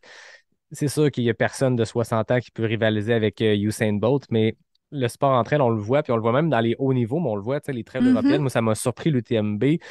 Je savais que les moyennes d'âge étaient plus élevées en Europe pour les courses d'ultra, mais de le voir dans être témoin, c'est impressionnant. Tu sais, une ligne de départ où c'est principalement des hommes et des femmes. La moyenne d'âge est plus haute qu'au Québec. Il y a beaucoup plus Mhm. de têtes blanches sur un départ, puis ils te dépassent dans un col à une vitesse que tu te dis fuck, je suis incapable de le suivre. Là, c'est vraiment impressionnant, mais c'est ça, c'est que c'est un sport qui. Il n'y en a pas il y en a pas de règles, bien sûr, mais il n'y en a pas de contraintes. On voit des gens de 60, 70. J'ai vu la semaine passée qu'il y a un monsieur qui a terminé son centième 100 000 à 94 ans. Wow! Tu sais, c'est malade. Il l'a terminé dans les cut-offs, là. Il n'y a pas eu une faveur de l'organisation. Il l'a fait dans les règles en place. Bref, tout ça c'est très beau. Mm, tout à fait. Ta plus grande fierté? Ouh. Ben, mettons, en tant qu'athlète, c'est sûr que là, mon récent exploit sur le GR1, je me suis bien contente. Sinon, tu sais, dans la vie en général, je pense juste d'avoir des amis tellement merveilleux, d'être bien dehors, tu sais, d'avoir comme acquéri un genre de relation, je pense, avec moi puis l'extérieur qui est aussi ressourçante. Je crois que ça, c'est une fierté en soi. Puis d'avoir justement un cercle d'amis tellement merveilleux que je pense que ça, c'est une autre de mes grandes fiertés de vie, là, mais ouais, je pense que c'est comme ma relation émotionnelle avec le sport, je suis vraiment fière de me sentir bien en courant, puis que ça soit ma méditation aussi. Mais c'est ce que je trouve le fun aussi à t'écouter depuis le début qu'on se parle. Cette relation-là émotionnelle avec le sport. Tu sais, chaque fois que tu nous racontes quelque chose, il y a un lien avec ce- ton état d'esprit à ce moment-là, puis comment tu étais bien dans les éléments. Puis je trouve ça le fun parce que tu mets des mots sur des choses qu'on vit, je pense, beaucoup quand on passe beaucoup de temps dans la forêt. Puis des fois, on parle moins de cet aspect-là, on parle de nos performances, on va parler Mhm, des rencontres qu'on va faire lors mhm, d'événements, dans le sentier, peu importe. Mais juste cette relation-là d'être bien dans l'endroit où on est. Tu sais, on fait ça pour ça, là. Au-delà mhm, des chronos, des dossards, des médailles puis des montres. On fait ça parce qu'on est bien mhm, dans le bois, là. Mais je trouve ça le mhm. fun, je trouve ça rafraîchissant de t'entendre. Ah, merci, c'est gentil. Et la dernière question, ta course, ou peut-être qu'on peut l'adapter pour toi, ton sentier, ta traversée, bucket list. Ah, ben là, c'était un gros projet, puis qui a été un peu, mon été a été bouleversé à cause de mon premier abandon. Mais j'aimerais vraiment ça faire le 125 à Ricana un Oh, jour. Ouais, ça, c'est vraiment un petit fantasme. J'aime quand même ça, les courses organisées. C'est comme le meilleur des deux mondes. Tu cours, puis le soir, tu peux te laver, là. C'est quand même Puis genre, t'as même des ravitaux, là, t'as de la nourriture que quelqu'un te donne. Donc ça, j'ai hâte de reprendre un peu plus ça. Je sais pas si cette année, je vais avoir le temps de... Là, je recommence un peu à courir. Mon retour a été vraiment graduel, puis j'ai enjoyé ça. Je pense que c'est important de dire, là, c'est correct de prendre son temps avant de recourir. Faut écouter comment on se sent. Puis comme j'étais low energy, ben, ah ouais. j'ai recommencé un petit peu comme des 5-10 kilos, là, en ce moment, puis beaucoup de vélo. Euh, fait que je suis pas sûre que je vais avoir du temps cette année pour faire. Tu sais, je crois qu'il reste peut-être Grand-Duc ou Grand-Duc, le Bic est sold out, je crois. ouais, Grand-Duc, il reste quelque le- chose, je pense, ouais, quelques exactement, il places. doit être vendu. Fait que je suis pas sûre que je peux me planifier tout de suite une course, là, mais pour l'année prochaine, je pense que je vais me faire peut-être un peu plus de liste là, de courses. Viens Peut-être faire un le jour cent le. vingt-cinq, viens faire le 125 l'an prochain. Moi, je suis là. Ouais, En OK. plein de monde. Ah ben là, on fera le jeu des Sport. capitales Oui, c'est ça, en plein milieu du ensemble. sentier. Mais oui, c'est sur ma bucket list, là, Arikana, puis tu sais, c'est quand même un gros événement, puis je trouve ça cool là, de rencontrer les gens, là, c'est tout le temps le fun. Tu sais, les deux côtés sont fun des fois d'être isolé ou d'être avec la gang, là, ça c'est très cool. J'ai l'impression que tu as peut-être trouvé ton équilibre à travers ça d'année en Mhm. année. Je pense qu'il y a ça de fun aussi. Puis on le voit, là, tu sais, il y a plein de monde qui, dans la pandémie, ont dit ah, je ne referai plus jamais de course organisée parce que j'ai trouvé mes Mhm. propres défis. Puis là, cette année, on en revoyait quelques-uns de ceux-là recommencer parce que c'est sûr que tu peux accomplir tout ce que tu veux accomplir comme objectif. Tu peux tu sais, réaliser des exploits dans des projets solo, mais des fois, je pense que c'est le côté communauté qui manque au monde. Ouais, C'est tout pas à de venir fait. faire la plus longue distance d'une course, c'est de venir faire ton 28 à Ricana, même si toi, Mm, dans tes passe-temps, tu fais des 100 000, mais juste pour être dans le party. Fait que, on mm. voit ça aussi, ce côté-là, communauté, ben le fun. C'est un trip vraiment le fun. Puis cette année, j'étais allée au Gaspésia pour la première fois. Oui, Puis j'avais tellement aimé ça, là, d'être juste avec plein de gens. Puis je l'avais fait comme le 100 kilos en équipe. Fait que l'aspect équipe, c'était vraiment intéressant. Fait que c'est cool là, d'explorer tout ce qui existe, l'offre de services qu'on a, puis les produits qu'on peut consommer en course, là, c'est très, très cool. On est gâtés au Québec. Ouais. Ben, Charlotte, merci énormément de ta générosité, ton ouverture à raconter tout ça. C'était vraiment très intéressant, très inspirant. Merci, c'est très gentil. Merci de m'avoir réinvité. C'est super gentil de t'intéresser. Ben là, écoute, quand il y a des accomplissements comme ça qui se font, puis quand on connaît la personne avec le temps, on apprend à découvrir, on fait OK, c'est sûr, ça va faire un bon épisode, là. Un beau sentier, un bel accomplissement, mais quelqu'un qui le communique vraiment très bien, c'est un no-brainer pour moi. Fallait que je t'invite. Ah, merci. Ben, comme d'habitude, je termine en remerciant David Hébert qui signe le design graphique du podcast. Je remercie Fred Desroches pour le thème musical. Je remercie les partenaires, NAC, on en a parlé tantôt, Noctem, Artisan Brasseur, j'en ai bu une, la double IPA, Waina, très très bon. C'est passé par Québec, c'est un incontournable. Capic, bien sûr, le café de M. Ray Zahab et François Boucher. Ils font une super job, leur café est bon. Fait que merci à ces partenaires-là qui croient en pas sortir du bois. Merci aux auditeurs fidèles au poste, semaine après semaine. Très hâte qu'ils découvrent cette discussion-là. Je pense que chaque fois qu'on fait des épisodes sur des longues aventures multijours, puis des longues des FKT, des trucs comme ça, j'ai des gens qui m'écrivent après Ah là, ça m'a donné trop d'idées. Là. On dirait qu'on vient comme d'ouvrir les horizons des gens Ouais, qui c'est déjà ça avaient le de la but misère aussi. Tu sais, les gens ont de la misère à choisir quelle course ils font l'an prochain. Puis là, tu viens comme de leur rajouter une tonne d'options de plus. Puis ils vont voir sur le site FKT, puis ils voient les 2000 points rouges sur la map. Puis ils font OK, plein de tentatives. Puis on s'entend, le site FKT, c'est pas juste pour aller battre des records, c'est aussi pour trouver des L'inspiration. sentiers qui sont intéressants. Moi, sans le site FKT, j'aurais jamais découvert le sentier des poètes dans l'Anse-Saint-Jean, qui est magnifique, puis qui va être dans le parcours du nouveau 100 000, qui va avoir en fait le nouvel Ultra Trail l'UTFS, l'Ultra Trail du Fjord du Saguenay, qui passe par ce coin-là. Bref, moi, j'ai découvert plein de sentiers juste en ouvrant la map et en regardant ça, mais c'est sûr que ça donne des idées de projet. Mhm. Ah, ça va être beau au Saguenay, ce trail. Je pense que oui, on les salue. C'est très audacieux, très ambitieux, puis très cool de voir une nouvelle organisation qui arrive, puis dès sa première année, boum, parcours de 100 000 et plein d'autres distances. Mais c'est impressionnant de voir ça arriver comme ça dans le paysage de trail. On aime ça. Fait que bref, je m'étends, mais merci Charlotte, merci tout le monde qui est à l'écoute. Puis je vous dis à la semaine prochaine pour un prochain épisode de Pas sorti du bois, le podcast 100% trail.